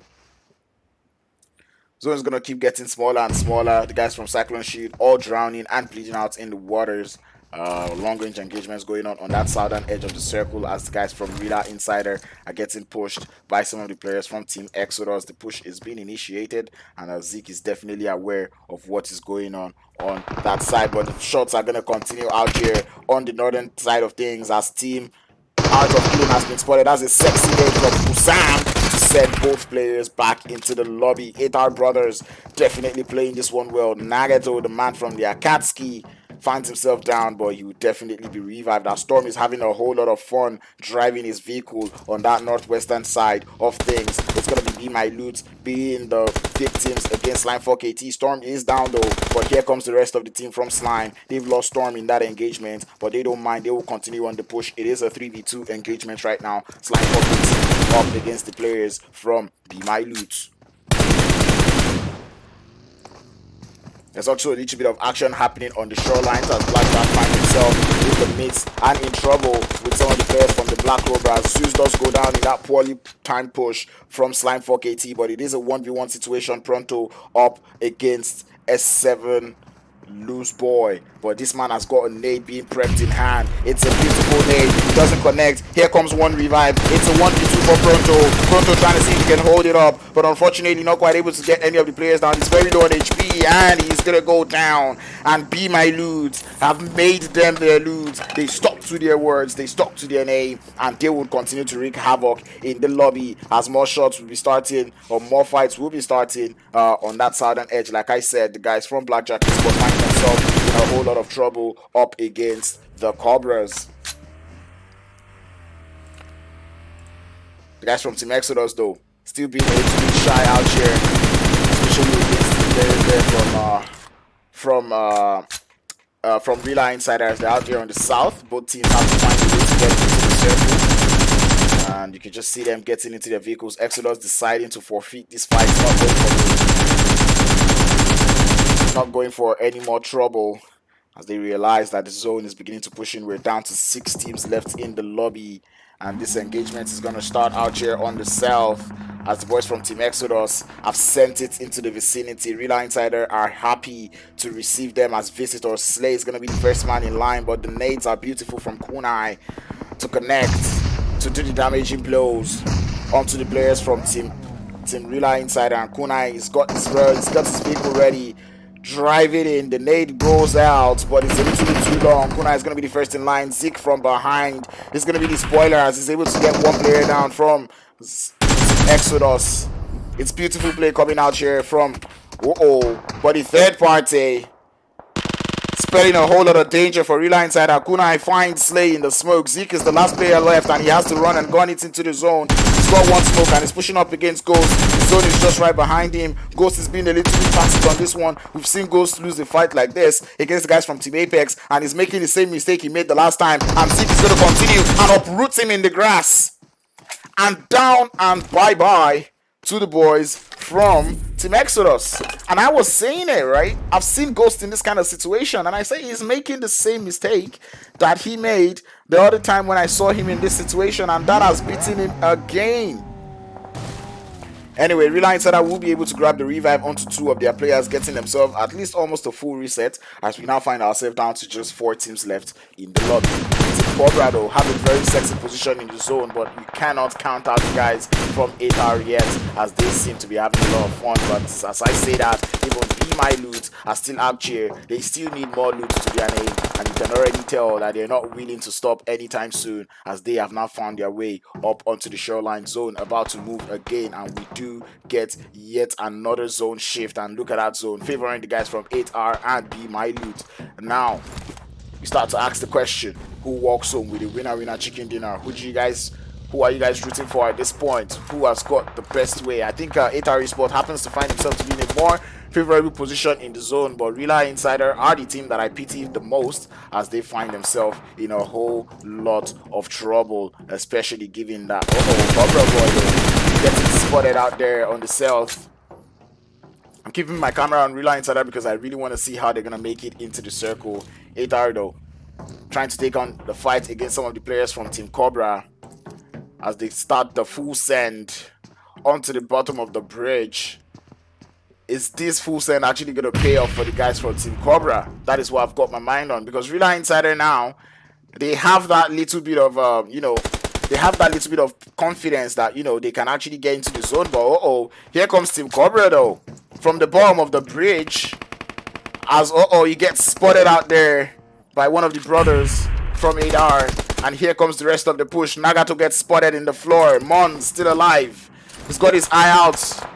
As you can see, Team Black Clover, starting with Be My Loot, they're taking 2 fights at the same time right now. This is absolutely bonkers right now, as we have trouble on the bottom of the bridge.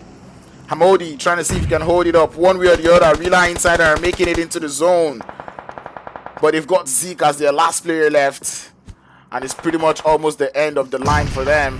As Be My Loot, they're looking very confident, they're looking very strong in the zone now. They're looking very, very strong right now. 6 kills to their name, and they don't look to be stopping anytime soon. But the bridge, there's still a lot of trouble on the bridge, on the bottom of the bridge. Everyone is involved in this chaos, as we're down to the last 4 teams to hold it up on the bridge. It's a matter of who moves first. 8R find themselves in a lot of trouble as they are getting pushed. It's a beautiful molly coming in from the COBRA as he continues on his push. Out there, shots coming in, and it does go down. Be My Loot They are definitely the ones playing spoiler in this fight. The Cobra, they're looking to have as much fun as possible, but it's not just happening. What they want is not happening. 8R Brothers trying to hold it up as much as they can on the bottom of the bridge, but unfortunately they wouldn't be able to. I'm holding the last man left for the Cobra, and he's just holding this position. But the question is, for how long can he keep doing this? The zone does push away, and the boys from Be My Loot are very thankful for that one. They will be real thankful, as right now it is just quietness out here in the lobby. The more shots still coming in. Someone's got the...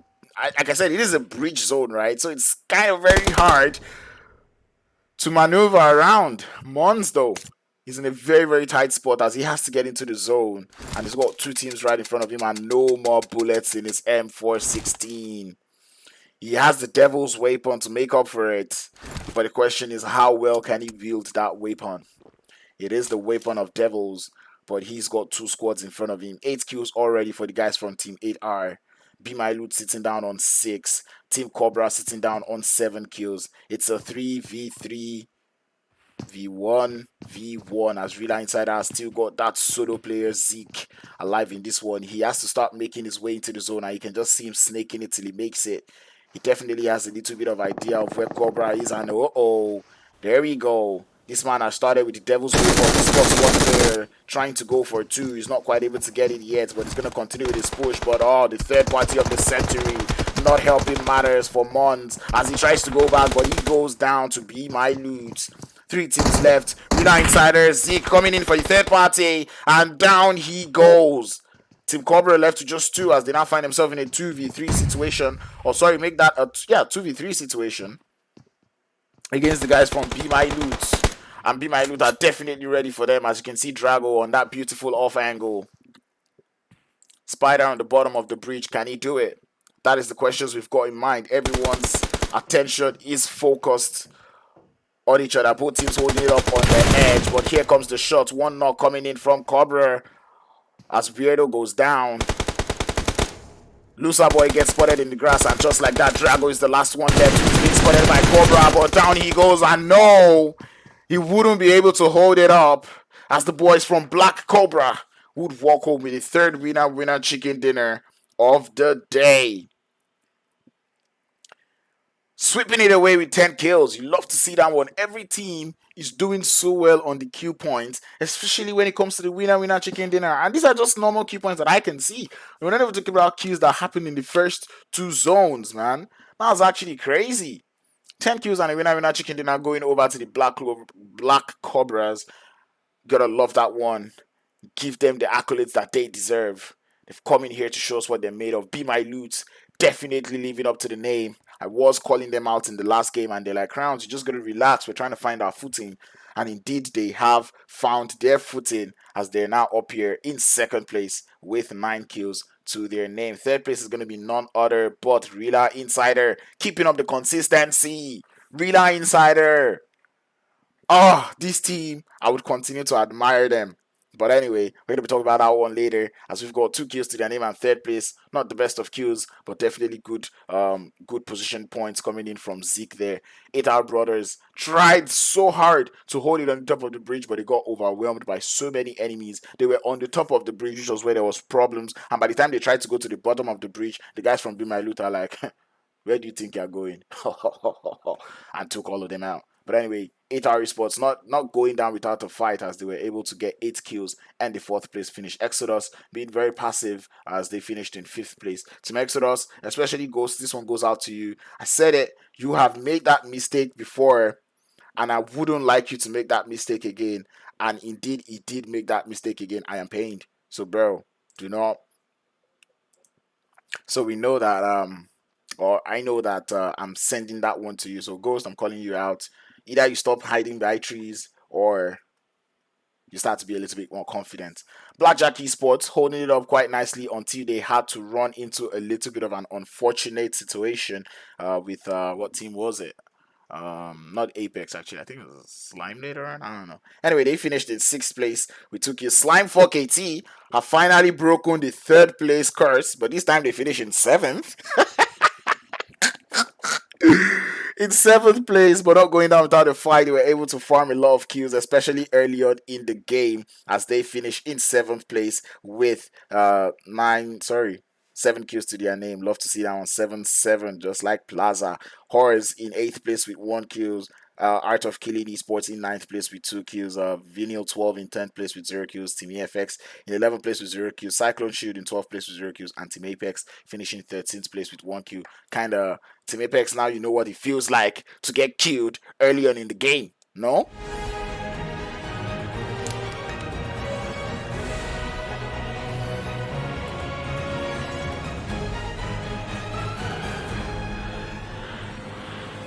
All right, ladies and gentlemen, that was the 3rd game of the day. I know many people are like, oh, there's 1 more game left. But guess what, people? There's 2. So that being said, I'm going to be right back in about 5 minutes, I promise, this time. And we'll be getting into the 4th game of the day. And I hope the 4th game is Sanhok. And I think it is Sanhok. And, you know, when they say Sanhok, we all know what comes to the head, right?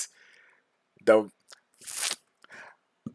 third party central, actually maybe not third party central, the most chaotic map of PUBG Mobile. And trust me, absolute chaos is what we're here for, and we're gonna have a lot of fun. That being said, if you're new to the channel, kindly subscribe. Be sure to like the stream if you've not, and also share that stream. Crowns will see you in about 6 minutes. Do not go anywhere. I think I'm getting used to the whole dual screen thing, you know. I think I'm getting my eye, mouth, and hand coordination, no? Would you agree? Nah, I think I'm getting better. Nothing you can tell me, but nothing.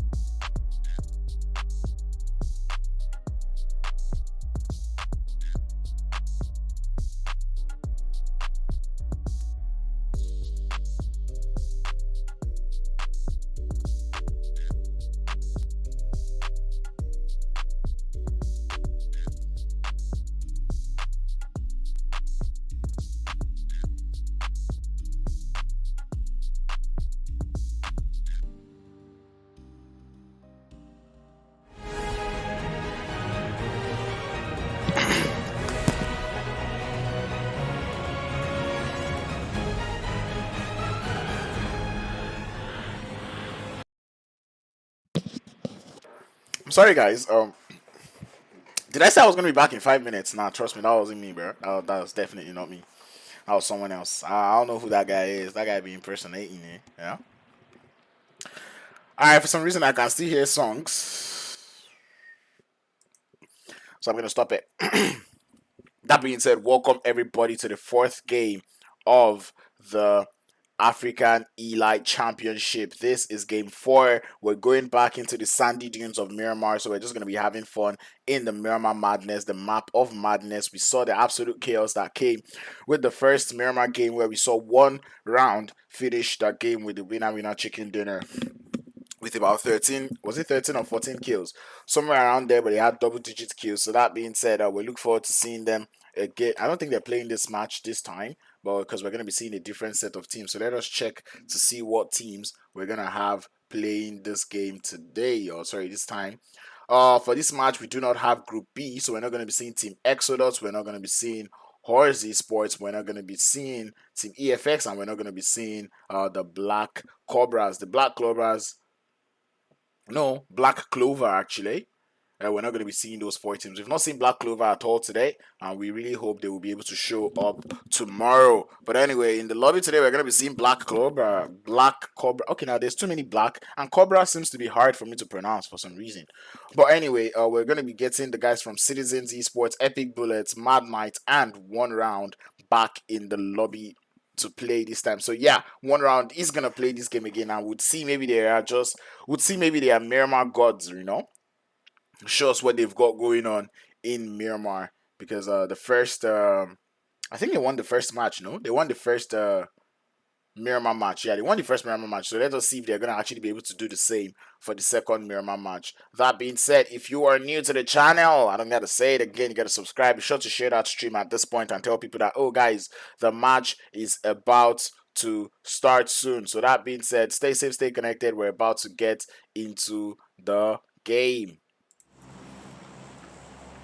Miramar, yet another southern. Actually, this time it is a southern plane path, taking us all the way from that southwestern position down to the south eastern position of the map. It's definitely not comfortable, especially for so many of these teams that like to go to San Martin, Hacienda, that's Cruz de Val, El Azahar, teams that like to go to Minas might have to land around, find a vehicle, and run. So that being said, I look forward to seeing how these teams are gonna play this one out, because this is yet another Miramar match with different teams, this time in the lobby. I already see players jumping off of the plane, and I can already see Slimefog AT and Citizens might just run into something like an early engagement, as they look to be landing very close to each other. So it's a matter of who's going to find the guns, who's going to find the first vehicle, who's going to be able to get into the vehicle and get out of there. And see one of the players in Citizens finds himself a vehicle, and he's going to be trying to get out of there. But G3, Blackjack, sorry, I won't be calling them G3 and Blackjack. Desert Flame, this is going to take a while to get used to, so I apologize in advance. But Desert Flame already getting started as Building, the man, the myth, the legend, is going to be the one starting up, getting the first knock onto one of the players from RILA Insider. This is another game where they've lost another player early on in the game, so RILA Insider, be sure to check, cross your I's, dot your O's, figure out exactly what is going on, as we do get that zone. The zone is a southern zone. It's kind of a good zone, complementing the playing path. But anyway, we're going to be going back to the boys from Slimefog AT. They have found their own vehicles. They're still up in a little bit of a tough spot with the players from Citizens, as they're finding their way to the zone. 007 definitely has a weapon down there, but he has to move. It now begs the question, where are these two teams trying to get to, that they are fighting for the cars, that they're fighting for the weapons? That is definitely what I really, really want to see. But while we wait for that to happen, we're just going to be out here chilling in the lobby to kind of see what's going on. Only 13 teams coming into the lobby this time. The guys from Desert Flame are still out here, probably still looking for vehicles, trying to find a way into the zone, because it's kind of a little bit of a sprint to make it over to San Martin out here in Miramar. It's not the easiest of It's not the easiest of tasks. But anyway, Six God is going to be the man, very close to some of the players from the Black Cobras. In case this man doesn't know, in case you don't know, Black Cobras did win the last, the game that, the last game we just played, the last Erangel game. So trust me, they are coming into this game with a whole lot of momentum. They are ready for the action. And you can just see Luciano getting comfortable with that loot, having a little bit of fun. Six God definitely spots him out. But here is where we start to question the trigger discipline coming out from this team. But I think he's got support coming in from his teammates. That is Six God, and his teammates find a way towards him. Shots coming in towards Luciano. Now the information is there. Luciano's been spotted. He knows exactly who's shooting at him. Is ready to return the fire. Building down the hill. Building down the hill is definitely the one who's going to be doing in a whole lot of trouble, because Building is now in the vicinity. As Building does push it, it's out here as he continues to push. It's a 2v1 fight out here. Luciano up close to Johnson. Gets his gun down. But unfortunately, Building is going to be there to take that man back into the lobby. But the support is going to come through from the rest of Team Cobra, as Spider doesn't seem to be overly happy with whatever just happened. He's got his eyes fixated on Six God, and Six God definitely probably knows how much danger he is in. He knows there's players on the top of that hill, and you can just see him playing this. He's just thrown out there, making sure he doesn't get spotted by the force of the Black Cobras. Like I said, they are coming with so much momentum in this game. They did win the first game, and trust me, there's no better momentum that you need coming into a game than winning the game before. They've got only 2 players out here for the support, which is what makes me wonder how they're gonna do it. This is a 3v3 situation. Desert Flame starting with 3 players today, and Hamode gets the beautiful knock with the Winchester onto one of the players from Desert Flame. Woo! I think I got that one on stream at Slime4KT. You're gonna get started with the players from Citizen. Storm on the 2-piece. He gets 1 and he's gotten 2 now. Let's see exactly what is going on there, as Godier and Bego find himself in a lot of trouble. 007 able to get an off angle to get a knock onto one of the players from Slime. It's Zeus who's down, as this fight is gonna continue out here on that northern edge of the circle. Slime, 2 of the strongest West African teams out here on that northern edge, fighting it out. 007 pushing in, but he's getting tagged up by the boys from Slime. Plaza trying to look for the off angle. He has to fall back to the back of the fence. The support from 007, for 007, is taking a little bit of time, as Godier is now in the vicinity. Bego still out there in the background, but here comes the knock. Bego goes down. The Godier goes down, and it is now a 2v2. But now 007 in a 1v2 situation, but Storm able to find that beautiful angle, gets the knock. Storm in a 1v1 up against Bego. Bego pushing up onto Storm. He doesn't have the cover. There comes the push. Bego trying to hold it up, and Slime4KT eliminates the boys from Citizen once again. But this time in Miramar, getting themselves those 4 points. 8 points this time to their name. And the boys from Citizens definitely have to go back to the drawing board to kind of figure out what they did wrongly, how well they could have taken that fight. I feel like that was an inevitable fight. I think both teams were kind of heading, where did that fight happen? Both teams were kind of heading towards the ruins, or maybe the trailer park, and it just happened. They just happened to jam. You can see both teams are really underlooted, you know. But them man don't mind. Anyway, teams still trying to find a way into the zone. We're still in zone 1, so everyone is still quite chill.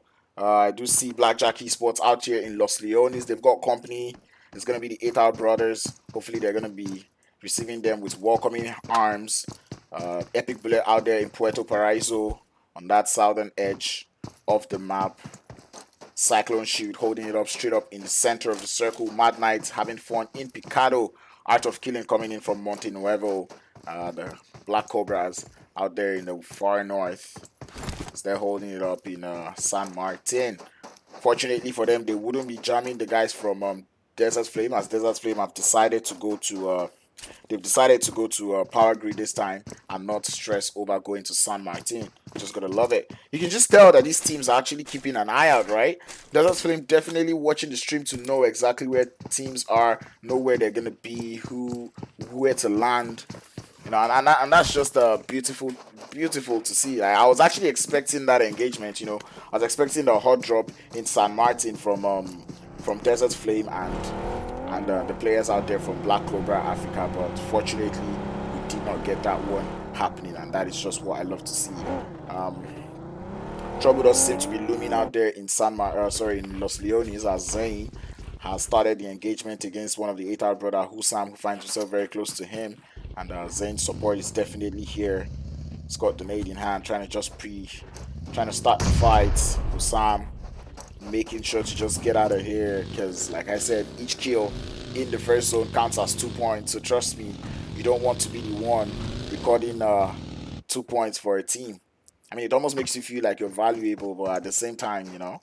Anyway, we get a southern zone shift, and for that playing path that we got, it's kind of weird or interesting to see that there's so many teams on the north, right? But the playing path was actually on the south. Many of the teams have north as the landing spot, so I wouldn't be too surprised, but it's still quite weird to see. But anyway, pretty much everyone has to start driving down into the zone. Slime 4KT will be making up a pit stop out there in El Pozo before they find their way into the zone. Hacienda del Patron empty, but San Martin has got the Black Cobras, like I said. RILA Insider coming in from that northern edge of the zone, as they might just be running into a little bit of a cluster with the guys from Team Apex.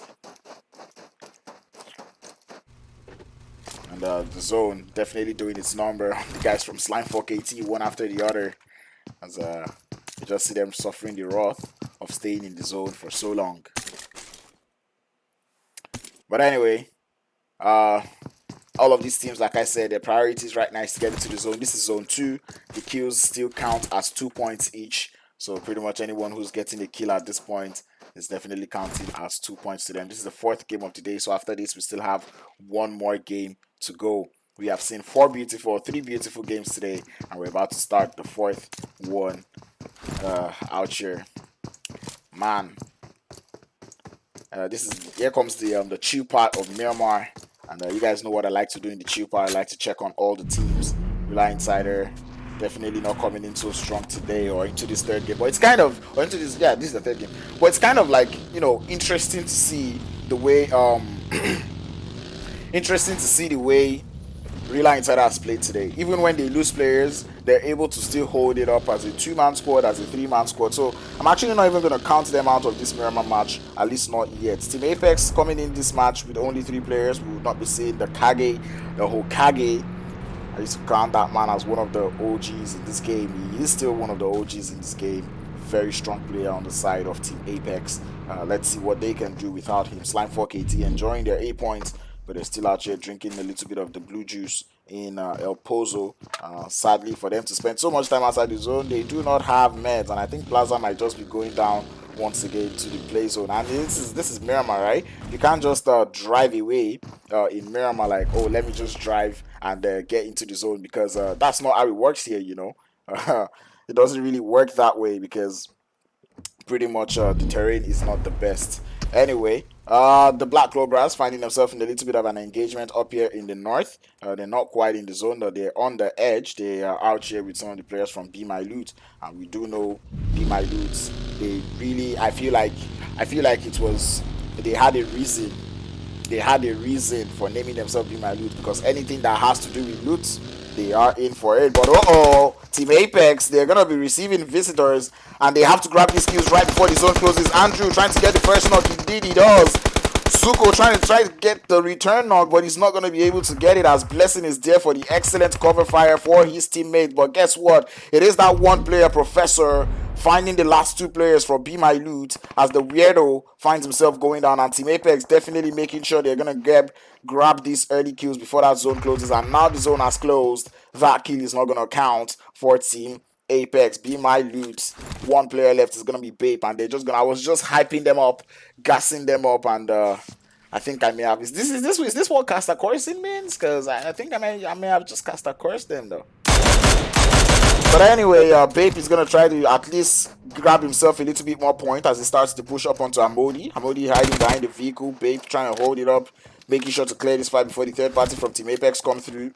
But the nades still flying. There's that player, Cobra, trying to see if he can lay a little bit of information. Babe, he knows that he knocked the player around here, and that player has not bled out. But I kind of like the confidence play coming in from him, trying to do the bunny up, trying to conceal his footstep. But here comes the push. It is Hamodi up against Babe. Babe down to very low HP. Is he taking in the fight? He switches over. I don't think that man has got so much bullets. Goes for the reload, and here comes the push. Actually, it's a 1v1.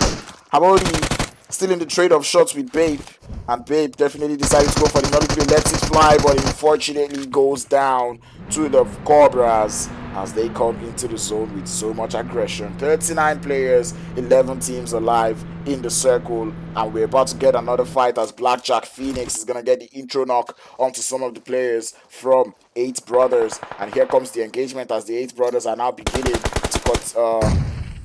to commit to this engagement out here. Oh my god, I'm still on this. Sorry. Sorry. There we go. Wait, what? Anyway, Nate's flying out. Blackjack Esports holding it up quite confidently, and you can just see Phoenix up on the 3-piece. It's beautiful.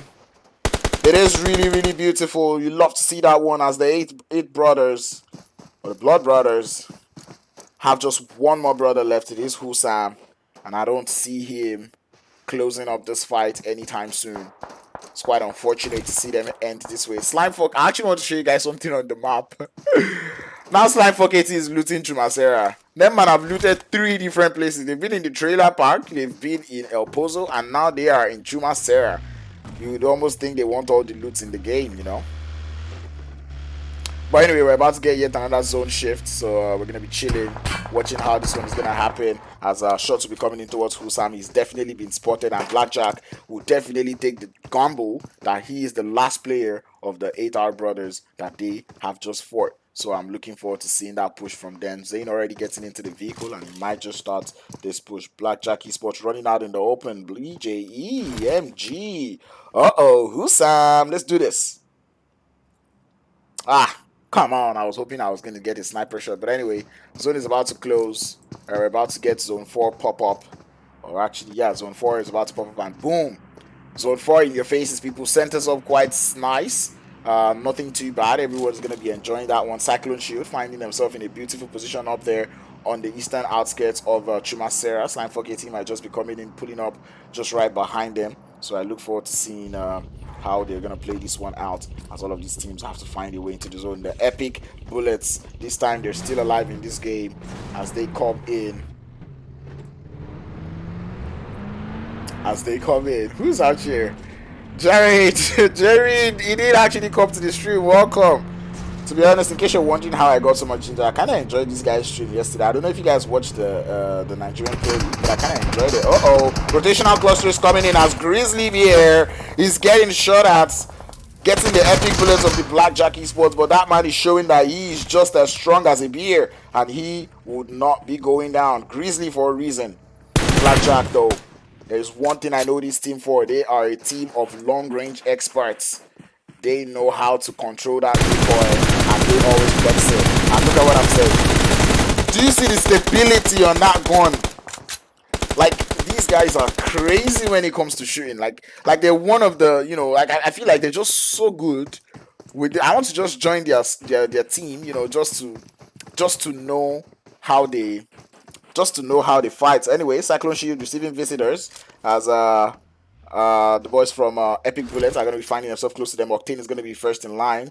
Danny gets that memo, but that vehicle is going to be getting out of here. But here comes the third party that I was talking about from Slime4KT. And we know Slime4KT, right? Once they hear anything that sounds like people, they stop. And you can already see that Pronto, seeing the smokes out to the open, taking in the shot towards the Epic Bullets. And this is where I would actually expect a third party coming through from the guys from Cyclone Shield. But on the other side of things, Team Apex find themselves in a lot of trouble, as Andrew is the last one left to hold it up against the powerful force of Blackjack Esports on that eastern edge of the circle. I took my eye out away from this fight for a while, and Slime gets started with Cyclone Shield. And you know, Cyclone Shield is probably just asking them that, Slime, are we not brothers? Are we not brothers? Here comes the full send. That Storm is already crashing it into the compound.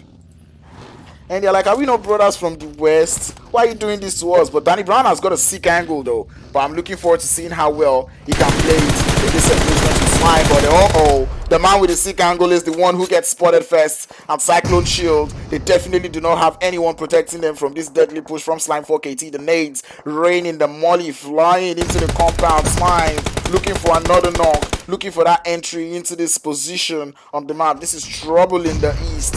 As we wait, the zone's getting smaller and smaller. I'm going to zoom in so you can just see what is going on. The push going to start anytime soon. Slime. But Cyclone Shield, you've got to admire the defense coming in from them. It is quite a strong one. Able to hold the guys from Slime 4KT back at least for a while. And the Black Cobras are now here for the third party of the century. It is now officially a three-way fight. Storm still on that off angle for Slime. But the Black Cobras coming in from the off angle. My emulator is already lagging because I've done a lot. But anyway, this off angle coming in from Slime 4KT might just be the one sealing the deal as we continue this fight. Aerial, Slime 4KT, Pronto, and Plaza have to hold it up in a 1v2 situation up against Spider. Slime taking two fights at the same time. Cyclone Shield just being as quiet as ever, making sure they do not get caught up in this fight that is about to happen. Sam, the solo player, the last brother from the 8R brothers, definitely having a whole lot of fun with the guys from Team Apex as he's letting that sniper do the talking for him. Team Cyclone Shield just still holding it up quietly. Like I said, they're being on the defensive side and they're playing it quite alright. But now they have to face their coursers onto the guys from the Black Cobras because they all have to get into the zone. Same thing can be said about Slime, but Cyclone Shield, they do not realize Slime 4KT is just right behind them. Pronto being as supportive, at least for the guys from Cyclone Shield. And I like the smokes from Cyclone Shield, the barrage of smokes, to kind of get them a safe position or a safe rotation into the circle. That is what I love to see. There's fights pretty much every other place in the circle, but we're going to keep our focus on these guys as Sticks starts to push up onto the Spider. He gets him down. Like I said, they have to keep their eyes on Slime 4KT, who might just come in from behind to backbite them. As more shots will be coming in from the epic bullets. They've got a lot of bullets to spare and they're definitely showing that they can shoot it. Blackjack in a lot of trouble right now as they have found their way to the center of the circle. Maybe not the best of plays. But anyway, we are in engagements going on both sides of the screen as Roach or Dexter actually from the Black Cobra gets spotted in the attempt to take out some of the players from Slime 4KT. More trouble looming, especially for the teams out here in the center of the circle as they find themselves now in a lot of trouble. The Beast is going to be the one from Mad Knights letting the shots fly. He's got eyes on Cyclone Shield on the other side of things. This is absolute bonkers. This is where the Miramar madness starts. Zone 5. And I kind of like the splits coming in from the Mad Knights, but it is not paying off as they are losing player one after the other. The solo player from 8R, the last brother left, is finding his way into the circle. He's being as strong as ever. That man is a survivor. And he's playing that role quite nicely as Art of Killing gets started with the Mad Knights. Mester coming in. The Thorn in the Flesh. He spots Kingamin down that hill. Will he be able to take him out? The answer might just be yes as he lets the shots fly. Kingamin holding it up as tightly as possible behind that buggy. Cyclone Shield going out in the zone. But the fight does not just stop. Blackjack Esports having just 2 players left and now they are facing the guy, or they are facing off against the guys from Cyclone Shield's still very well alive though. I thought they went out, but they're still alive in this one. Manny is gonna be the one actually putting in the shots into Plaza's body, and Sticks finds Pronto down there on that off angle, and Cyclone Shield beat the boys from Slime 4KT by. But once again, Young Thunder or make that Art of Killing. They've got one more player. It is Mester who's about to get pushed by the Mad Knights as they wish to just clear him before they find a way into the zone. Cyclone Shield still out here against the Cobras. Sticks being a very, very influential player for the team right now. But the push from Mad Knights onto Mester is happening as fast as possible. Blackjack Esports also still getting pushed by the guys from Black Cobras. Sorry, from Epic Bullets as the mollies are landing onto the Lilo machine. Mester going down to the molly, but here comes the full send. Kingamin, he definitely has the DBS in hand, spots him, does the damage, takes the player out. He has to get into the zone, but the third party is eminent, and it is only as strong as Sticks. He's got his eye on Amodi, taking the quick peeks, 5-finger claw at his finest, as he spots that last player from COBRA. Doesn't quite take him out yet, switches to the Uzi, still doing the damage, not taking him out yet. And he's now getting third party, and down he goes. He spent too much time, but he will be fine. He should be able to get revived here. The Mad Knights, though, they are doing a lot of work. And now, this is looking like their game for the taking. 5 kills to their name. Blackjack Esports, though, the one player still alive, and he's got his eyes focused on the guys from Team Epic Bullets, and he spots that last player, takes in some shots. That man is still alive. Zodiac is the last player for his team, and he has to hold up. Who wins the game? As we are now down to 14. The last 4, Cyclone Shield, still have 2 players alive. 4 kills to their name. Mad Knights with 6 kills. Blackjack Esports sitting confidently with 7 kills. But right now, the guys from the Mad Knights, they have got all their courses fixated on the boys from Cyclone Shield as they start up the push. Manny on the off angle, though. It's kind of nice to see. But can he do it? But we've got Zodiac still up against Zion as he's still trying to find a way into the circle. Zayn has got his eye out on him. He takes the shot. Zodiac is excellent on that cover fire, but it's that return fire. But it's not enough to stop him in his track as Cyclone Shield Manny gets that intro knock onto the Mad Knights, and they do not get the zone. Both teams have to find a way into the zone. I'm going to keep my eye on Cyclone Shield and the Mad Knights, as both of those are the teams that actually have to get into the zone.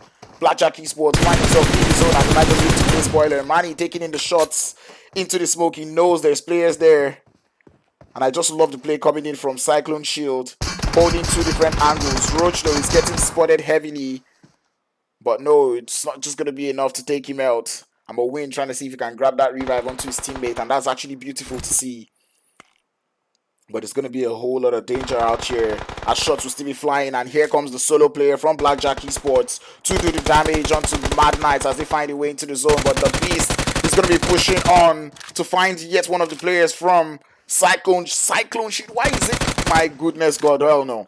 This is not going to be happening to me. Zion, though, he is the universal spoiler for both teams. That is what I'm going to call him right now, because only him is capable of taking out both Cyclone Shield and the guys from Mad Knights. But it is a whole lot of attention onto him. He's trying to grab as many kills as possible. 10 kills for his team, and he is thankful. But here comes the push. The Mad Knights in the buggy. Zion has been spotted. Cyclone Shield on the off angle. Here comes the push. The base finds him. And now we are down to the ultimate 1v2. But Roach is out in the open. 2 guns faced him, and he cannot hold it up. And GG's, well played to the boys from Mad Knights. They were definitely mad. They were furious. And they have come in here to show us just exactly what they are made of. A winner chicken dinner with 9 kills to go along with it. You love to see it. Cyclone Shield, I call them the underdogs, and indeed they have come in today.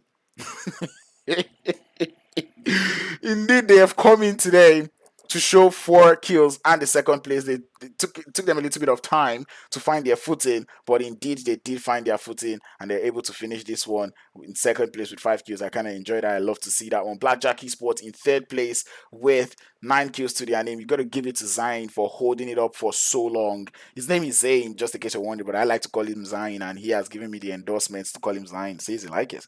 But anyway, it was actually a beautiful play coming in from Blackjack Esports. I enjoyed their playing from the beginning to the end, and Zion able to hold it up. I know they did kind of make that mistake when they sent it to the center of the circle, which is kind of where they made the mistake. But seeing the way they held up, they were still trying to hold it up a little bit, but there was just too many teams in the zone to actually go for that center play early on in the game. Fourth place is going to be the Epic Bullets. They tried to hold it up as much as possible. Zodiac trying to get that return fire, but unfortunately wasn't just able to clutch up that third place finish for his team. But fourth place, nothing too spoiled. 1 kill to his name. Team Cobra, or the Black Cobras, winning the first game of the day, but the last game, the third game.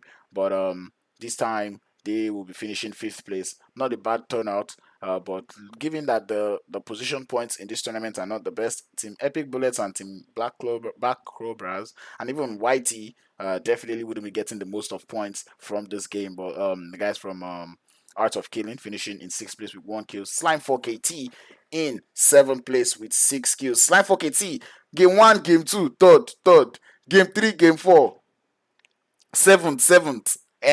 You people check yourself. Yeah, you people should check yourself. Something is happening, okay? But anyway, Slime 4KT in seventh place with 7. What? Okay, no, this time it's 6 kills, not 7 kills. Anyways, 8R Brothers in 8th place with 3 kills. RILA Insider in 9th place with 2 kills. That is the only thing breaking their consistency today. Team Apex in 10th place with 5 kills. Desert Flame Esports in 11th place with 2 kills. Be My Loot in 12th place with 0 kills. And the boys from Citizens going out early to Slime in 13th place with 0 kills to their name. Back to me, wonderful people.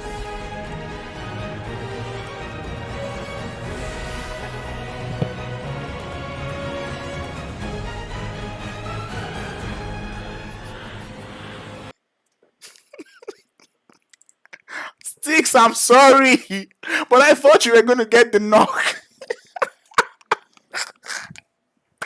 Yo, anyway, I heard that there's been a little bit of a hiccup, but not a hiccup actually. I feel bad for the Eastern teams because it's getting late, and I seriously hope we'll be able to start the games from tomorrow, maybe a little bit earlier. But we'll keep our fingers crossed for that one. But that being said, that is the fourth game. We've still got one more game to go today. This was beautiful play, beautiful Miramar. Miramar always shows us madness, and I'm glad that I'm always able to capture that madness because that is what we live for. I love to see it. I enjoyed the play coming out from all of these teams. Cyclone Shield doing the most for me. I actually enjoyed their defense against Slime 4KT, and they were able to just like get out of that tricky situation that they found themselves in. But Mad Knight, nonetheless, getting that winner chicken dinner was an absolute spectacle to watch. They were the kings of the mountains. They had that mountaintop and they played it to the maximum. That being said, I have enjoyed this game. I know you did too, so be sure to drop a like while I say this. You can also share the stream to tell people to come and watch,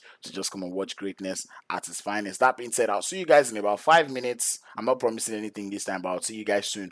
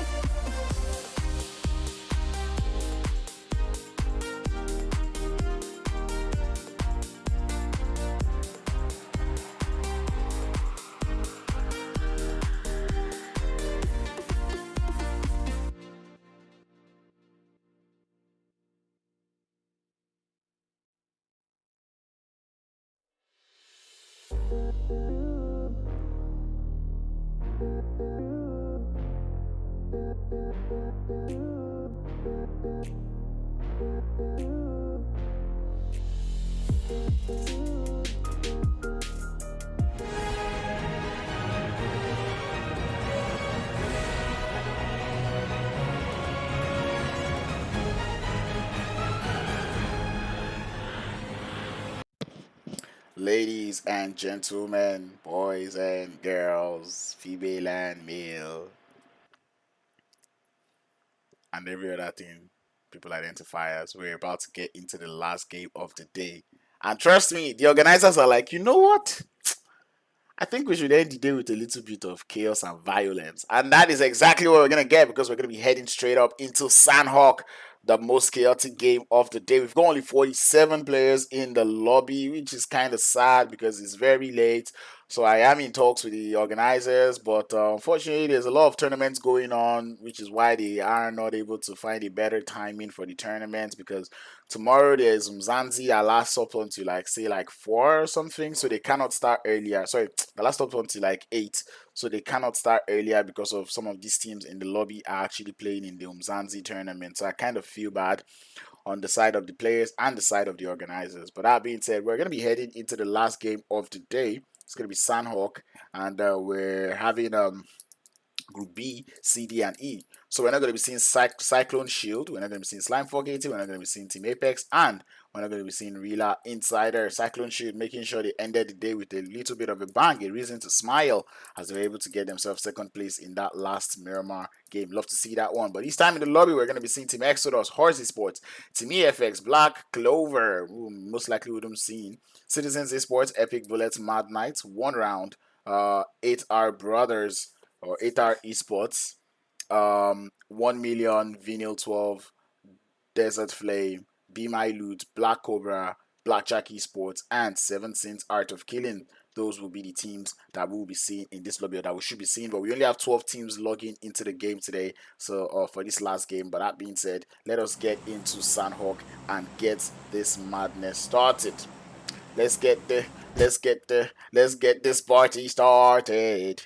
Whoa. But anyway, teams already jumping out of the plane, as you can just see everyone getting comfortable. The question is, Slime 4KT is not in the lobby. 1 million is also not in the lobby, which begs the question, who is going to boot camp? Let us see who goes to boot camp, and who's going to be the kings of boot camp. Where are we going to get the first hot drop? Like I said, there's only 12 teams, so I hope to not see any hot drops. I hope everyone just stays cool, and then we get a very, very lively, game. We got a very, very lively game 5, or sorry, yeah, game 5. But anyway, we do have a hot drop in boot camp, as we've got the guys from Art of Killing and HORZ Esports out here chilling it out in Sanhok. Now I'm looking forward to seeing a lobby where we've got Art of Killing, HORZ Esports, Slime 4KT, and 1 million, because that is definitely going to be thirsty and sexy as F. But anyway, in the Paradise Resorts, we've also got a little bit of action going here, as Blackjack Esports are out here against the guys from the COBRA, and the shotgun gets the first one, gets the second. Oh my god. The new meta, the shotgun meta, as the Spider also has got shotgun. He has 2 shotguns, the DVS happening to be one of them.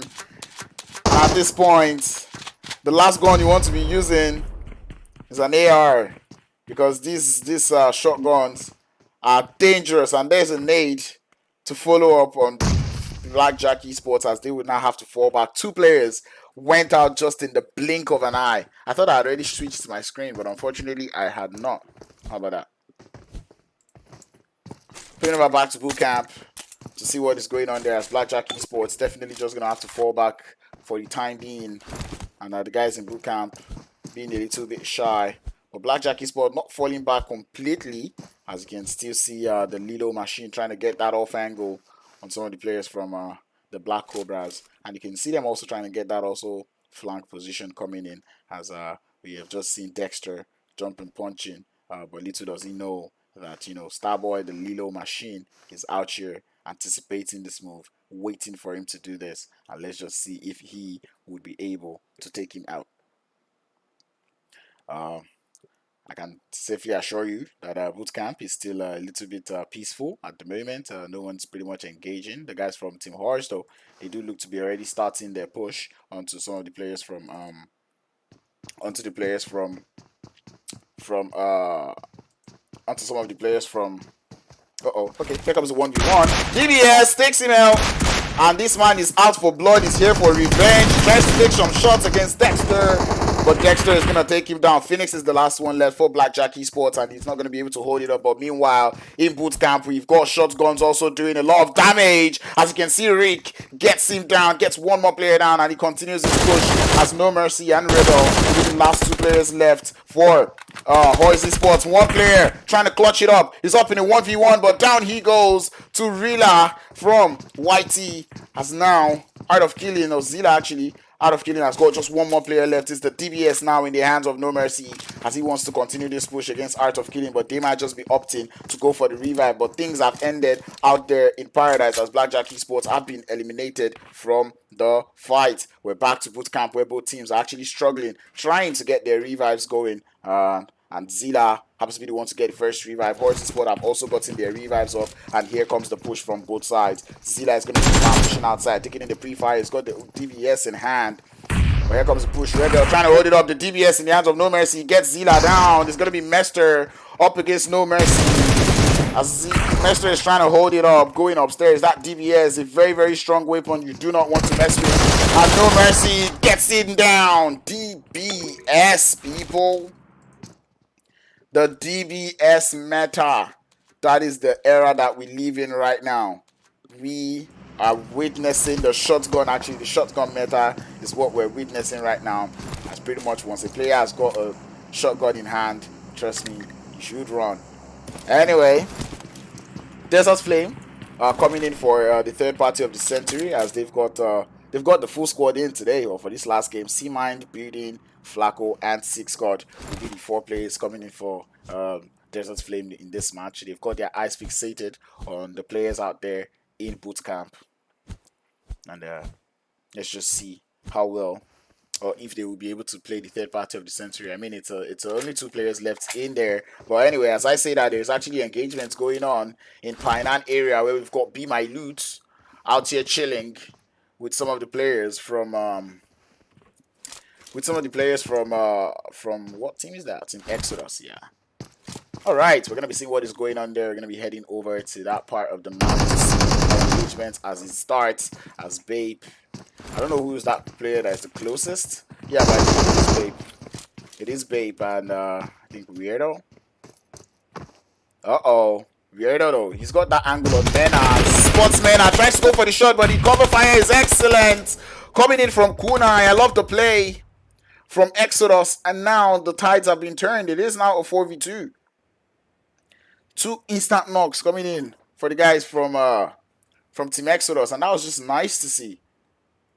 Now 2 players left as the 8-hour brothers also getting started out there on the heels of boot camp with the guys from Blackjack Esports. I'm gonna do a dual screen here just so we can see what is going on. Painan is still a little bit hot as they're still chilling for this push. But 8-hour Esports against the Desert Flame boys. Desert Flame reduced to 2 players left. They have to grab 2 revives. Exodus being a little bit quiet out here in Painan. And I really look forward to them pushing because, like I said, it is a 2v4 position, and Building gets that knock out there on the right hand side of your screen. He spots Nagato, might just be going for the 2-piece, doesn't quite get the shots to connect, but his Mons try to see if he can continue on the push, but Mons is getting shot at by the remaining players from from Desert Flame, and Six God is going to be there to get the second one. Building gets the wipe, and that'll be all in that area of the map, but things are getting quite jiggy and hard on the Exodus side of things as action is down. The fight is going to continue. The 2-man team for Be My Loot looking to turn the Exodus boys into their loot as they would continue on this fight. Don't look like they're going to be getting out of there, and that is definitely the smart play if you ask me. There's definitely no point staying out there lurking around. Zone does push up, and we do get the second zone shift. And remember, I think many of these players, just because it's a Sanhok, they may have just forgotten that, every kill in the first 2 zone counts as 1, Sorry, counts as 2. So there's no time to be pushing all those early engagement and losing fights. And I don't think the guys from 8 Hour Brothers figured that one out as they pushed up onto the Desert Flame Boys, full on, head on, with no single hesitation. Anyway, Be My Loot still actually having fun out here in Painan. The guys from HORZ Esports not deciding to find a way to the top of the hill, because obviously you do not want to go into that fight as a two-man team. They've got 3 kills to their name, so they're good. That's 6 points already off the bat. DBS, it's been called so many names. Don't be stupid. There was something else they called DBS, the best shotgun, death by shotgun also. So trust me, all of these names just goes to show you just how dangerous that gun is. Pretty much every shotgun right now, these players are lethal with it. But anyway, engagement does look to be looming up in the bootcamp hill of things. And if Desert Flame are able to hold it up, man, I will be so impressed though. But Building, he definitely spots those players as they're finding their way, making their way into the zone. I don't think he's aware actually the push is coming in. But here comes the shot onto Building. He's still getting pushed as he's just trying to hold it up behind that rock. Mad Knight already finding their way into this engagement. Ammo Win jumping, punching. He might just get spotted very soon. He might get spotted real soon. And indeed, players from from Desert Flame already understand the situation. They know exactly what is going on. And Mad Knight's pulling away from this fight little by little, because they know that this is going to get crazy anytime soon. He has to wait for his teammates to form up. I kind of like the smokes, or actually make that the nades. Storms actually coming in. Oh, third party from HORZ Esports now. It's going to be a little bit of an obstruction for the Desert Flame boys as they anticipate this push from Mad Knight. Mad Knights won the last game. They have that momentum coming in. They're definitely feeling confident as they walk into this engagement. They've got only 3 players at the vicinity right now. But definitely, they might just... 3 players definitely not enough to hold up against the guys from Desert Flame, as fights will still be starting out there. I think that is Exodus taking out the guys from Be My Loot. And, uh-oh, the nades landing up onto C-Mind. Desert Flame trying to hold it up as much as possible, trying to defend, trying to make sure they do not lose any players, as the Mad Knights are holding it so strongly. And what I don't understand from the Mad Knights is no player is actually going for the huge strat though, which makes me kind of wonder, why that one player is so separated from the team. Especially in positions like this, you want to make sure you're as close to your team as possible. And Desert Flame, they have to clear up this fight as fast as possible. Right, I say that because of this third party that is looming from the guys from Bootcamp, right? Bootcamp happens to be able to see this hill quite clearly, and just that 2-man squad in Bootcamp is definitely enough to to start this fight. But anyway, Kingamin coming off of the flank angle, pushing up closer and closer to the top of the hill, and I like the play coming in from the Desert Flame boys as they spot that rotation coming in through. C-Mind still letting in some shots as we anticipate this fight. Flacco also still watching to see if he can spot any of the players, but the third party, like I said, it is imminent from the bootcamp. Agent 47 still on the top of the hill, the beast. Now they're getting a little bit distracted, Mad Knights. As HORZ, they are being absolute horror to every of this team, or to both of these teams. They find their way into the circle, shots still flying from the top of the hill. This fight is taking as long as possible, and I would actually just think that both teams are just trying to wait it out, trying to just buy time, make sure like they're not in the in the second zone anymore, right? So at least if they die, they're not going to serve as they're not going to serve as 2 points. So I'm going to fully zoom into the map so you can just see the positioning coming in from both teams, right? And that's what we've got going on here. Blackjack Esports and why do I keep calling them Blackjack? Desert Flame Esports and the guys from Mad Knights. The Mad Knights looking for a way to infiltrate up to the top of this hill. Spent a lot of time out here, and the introductory nades have now begun to fly as the Beast, Agent 47 and Kingdom in front of a very strong 3-man 3-man starter pack. The Beast wandering a little bit off. Building might just be able to spot him on that flank as they continue. Shotguns in the hands of pretty much everyone. I wonder how the guys from Mad Knights want to push up onto that one. The third party is definitely going to show in anytime soon. Oh, sorry, the off angles will definitely be the ones playing spoiler, at least in the hands of Blackjack. C-Mind, he's got a sexy angle going on there. Same thing can be said about Six God, as he's just waiting and watching. Here comes the push. DBS in the hands of pretty much all the players from Mad Knights. Here comes the push. Down goes one player. Here comes the trade. As it has now started, there's third party in this fight. And it's only going to get crazy from here. Ammo win, Agent 47 with the DBS, handling the boys from Desert Flame. It's now a 4v2 as Desert Flame lose 2 players in the blink of an eye. Flacco is going to be trying to hold it up as now he is next in line. Holding it up against 3 players in a 1v3 situation, plus the third party. There is another team in the situation. I cannot just tell you who yet. But Flacco is holding a very deadly angle as he can be spotted from the bootcamp area of things. Flacco getting pushed by the DPS, tries to get one down. Indeed he does. Switches over, tries to get the second man down as he continues up on this push. Flacco holding up against the Agent 47. Agent 47 on the beautiful straight, but it is not enough to stop Flacco, the man, the myth. C-Mind is here for the support, or make that building here for the support of the century as the boys from Mad Knight suffer the wrath of Sir Flacco. Flacco is telling them, your shotgun got nothing on me, but guess who's in the vicinity? It is Team Exodus. As they come in for the third party, but they are suffering the wrath of the DBS. Amowin gets one player down, goes for the 2 kills, but the support from G3 is helpful, or make that the Beast. He's very low on HP. I like the off angle coming in from the Beast, and Exodus find himself in a tough situation as building from Desert Flame is also having his eye fixated on them. This is crazy. This is the chaos we came to Sanhok for. It is a literal 3-way fight. Exodus coming in for the third party, but now they find themselves in a very, very tough situation. They have lost players too.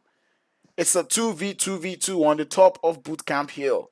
Who is going to be the champion of the Bootcamp Hill? That is the question we all have in mind, as Exodus now happens to be the ones very, very close to the guys from Mad Knights. The DBS definitely being used a lot in the game today, and it is quite a spectacle to watch. Love to see it. And here comes the push, the confidence, you can just see it coming in through from the players of Mad Knights as they want to go up on this push. The shots coming in, the Beast has got bullets to spare, pushing on, DBS in their hands, boom, boom, and down they go with help from Desert Flame. Mad Knights will be able to wipe the guys from Exodus, but here comes the push from Building as he knows that they're definitely behind that rock. But he knows that there is one gun they're holding which is preventing him from pushing. It is that deadly DBS as he continues with the push. Mad Knights behind the rock in the 2v2 up against Desert Flame. The Beast has been spotted, shots going out, and he does get knocked. Ammo win, the last player left in a 1v2 up against Desert Flame. He's got the DBS, but is it going to be enough to stop the power of Building and Flacco as they push in to his position? He tries to get it, but Flacco, the man, he is the kryptonite for that gun DBS as he is able to just wipe anyone who pushes him with that gun. The zone, a lot has happened that we have missed just because the Bootcamp Hill was the liveliest place in the map right now. Well, at that moment. Fights going on in that northern edge of the circle as we see the guys from Epic Bullets getting closer and closer to some of those players from Team EFX. Mercury out here in the zone. They have to get into the zone. HORZ Esports also out here trying to see if they can third party Black Cobras one way or the other. They are still alive. Citizens still alive in this engagement too. As we pull up to the Epic Bullets boys. They know exactly what is going on. They are aware of Superior's position and they're sniffing him out. They want to find him. They want to take him out as they just continue to trade those bullets. Superior though, using the smokes to his beautiful advantage, but there, his head has been spotted. Octane might just see that player from the grass in the JC strat. He takes the shot. Now he stands up, doesn't quite get enough. Superior holding it up quite nicely. Both players suppressed. They cannot see the flashes. Superior playing the snaking strat so well, and he's not been spotted yet. Takes in some shots, but eventually gets spotted in the ground. Zone continues to move as Mercury rendered the last player left for Team EFX. He's got medkits, and that is going to be the end of the run for at least him. He's just going to continue healing up as there is no more chance at survival. Zone continues to get smaller and smaller. I've not even had time to talk about it because there's been so many issues, so many troubles, so much chaos in this side or in the map today. The guys from the Black Cobras, they have got 5 kills already to their name. And them man are just cruising and enjoying Citizens with 1 kill. And they find their way into the zone, but they find themselves very close to the Black Cobras. They might just be able to play third party or gatekeepers onto the Black Cobras. But the Black Cobras definitely making a whole lot of noise for people who are not in the zone. But they will continue to take the shots and they will continue to fight the fight as the Epic Boys, the Epic Bullets, find their way to the circle. And here's what I was saying about that third party action, about that gatekeeping action coming in from the Citizens as 11 spots his eyes onto Dexter, takes him down. Instant knock and lobby because that is the world we live in. The boys from Team COBRA definitely getting spotted by Citizens as they find their way into the circle. Gaudier behind them, making sure to be the third in the flesh, and players going for a little bit of that, that safety position. But the gatekeepers have now become the gate kept as Citizens are now being gate kept from the zone like boys from Team Epic. Citizens 007 has been spotted. Zodiac, or Melio actually, he's got a beautiful angle and he's going to continue on that fight. Citizens lose 2. Down to just 2 players, 11 and Bego. Bego still trying to see how much he can hold it up in the air for, but unfortunately, he might not just be able to hold it up. But scratch that, maybe I am calling it too early. 11 able to hold up, gets a knock. They've got 15 seconds. Both teams, they have to get into the zone. Melio very low on HP, he has to go for the revive, but that third party from Cobra is preventing a whole lot of things from happening. Bego holding it up. Same thing can be said about 11. Team Epic finding themselves in a tough situation, hoping that that solo player from the Black Cobra dies. And indeed he has died, because they have to get into the zone. But the Citizens able to grab 1 revive up, 3 players up and running, and they'll be able to find a smooth path into that next zone. But almost 11 getting spotted in the crosshairs of Greasy. Shots being thrown out towards his position. That man is going to go prone. He's not going to die out in that engagement, at least not yet, as the Citizens will continue to find a way to push up that hill. They have to get into the zone, both teams. But shots will continue to fly as Grizzly does get spotted by the third party from none other but Desert Flame. But here comes the push though. Zodiac pushing up against the position being held by the Citizens. 007 gets grenaded, or sorry, make that Bego getting grenaded as 007 gets spotted by Desert Flame. That revive cannot come through. 11 has to stay in the zone as he is down to just the huge strat. Flacco on the top of the roof being as lethal as ever, and indeed he spots him out. We are down to 2 teams. Flacco, Mercury still in that blue zone, and this is just the game. This is definitely the winner chicken dinner going on to the boys from Desert Flame. They have tried, they have earned it. 13 kills to their name, and the winner chicken dinner. There is nothing more you could have asked for. This was excellent coming in from them. They held up against up to 4 squads on the top of Bootcamp Hill, and they were able to come out victorious. The guys from Desert Flame, they've definitely earned this. Playing the first 2 games as a squad, not quite able to hold it up as Mercury takes in some shots into the zone. Not going to be able to quite take any of them out. He has definitely earned it, and it's going to be South Africa actually walking home victorious in the last game of the day. Desert Flame, they're like, you know what, people, the reason why we've actually not been doing well, was because we came in as a 3-man team, and then they came in with the 4th man. That just goes to show you. That just goes to show you the influence of just one player in a squad, right? It just goes to show, like, just that addition of Flacco coming in with 5 kills all to himself in a 13-kill winner chicken dinner. Just love to see it. That man, definitely a valuable player for Desert Flame Esports, and you just love to see it. Winner chicken dinner, I love to see that one. Team EFX going for the Hugh Strat, finishing that one in 2nd place with 0 kills. It's kind of it's kind of baffling that a team that teams will go for the Hugh Strat in this competition, especially given the point system, right? The point system is not the best, which means your kills do more. You finish in second place, but you're only getting about 8 points, I believe. So like it's definitely not the most. Citizens finishing in third place with 5 kills to their name. Definitely not the most of kills either. Epic Bullets able to find a little bit of their footing. I did call them out on the kill points in the last game, and then in this game they were able to come in to show me 5 kills and the fourth place finish. I'll take it. The guys from Black Cobra finishing in fifth place with 5 kills. I feel like the Black Cobra could have actually gotten into that zone a little bit safer because they had one player already in there, but they decided to start shooting and they were making a whole lot of noise. I believe it was Dexter who was already in the zone, and then the guys outside the zone started to shoot, which was what drew the attention of the citizens to them, and definitely did not play out well for them. HORZ Esports, the Bootcamp Kings, able to hold it up as a two-man squad to that sixth place with 5 kills to their name. The Mad Knights finishing in seventh place with 4 kills. They did push up onto the hill, push up onto Desert Flame, but Desert Flame were definitely ready for that action. You just got to give the props to Flacco for that wonderful two-piece up against two DBSs, bro. Gotta love that one, man. Flacco, come and give me your sensitivity because, bro, bro, I need that. Team Exodus in 8th place with 4 kills. They did get their 4 kills earlier in the game, so that is 8 points to their name. They push up onto the guys from who landed with them again? They were Be My Loot, and they were able to get all the kills. They did push up to the hill, and they were one of the many casualties of Desert Flame, finishing with 4 kills and 8th place. We don't blame them too much. Be My Loot in 9th place with 0 kills. The 8 Hour Brothers in 10th place with 0 kills, Art of Killing in 11th place with 2 kills, and Blackjack Esports going out first in the rot of shotguns and DBS. And DBS is early on in 12th place out there in Paradise Resorts. Back to me, people.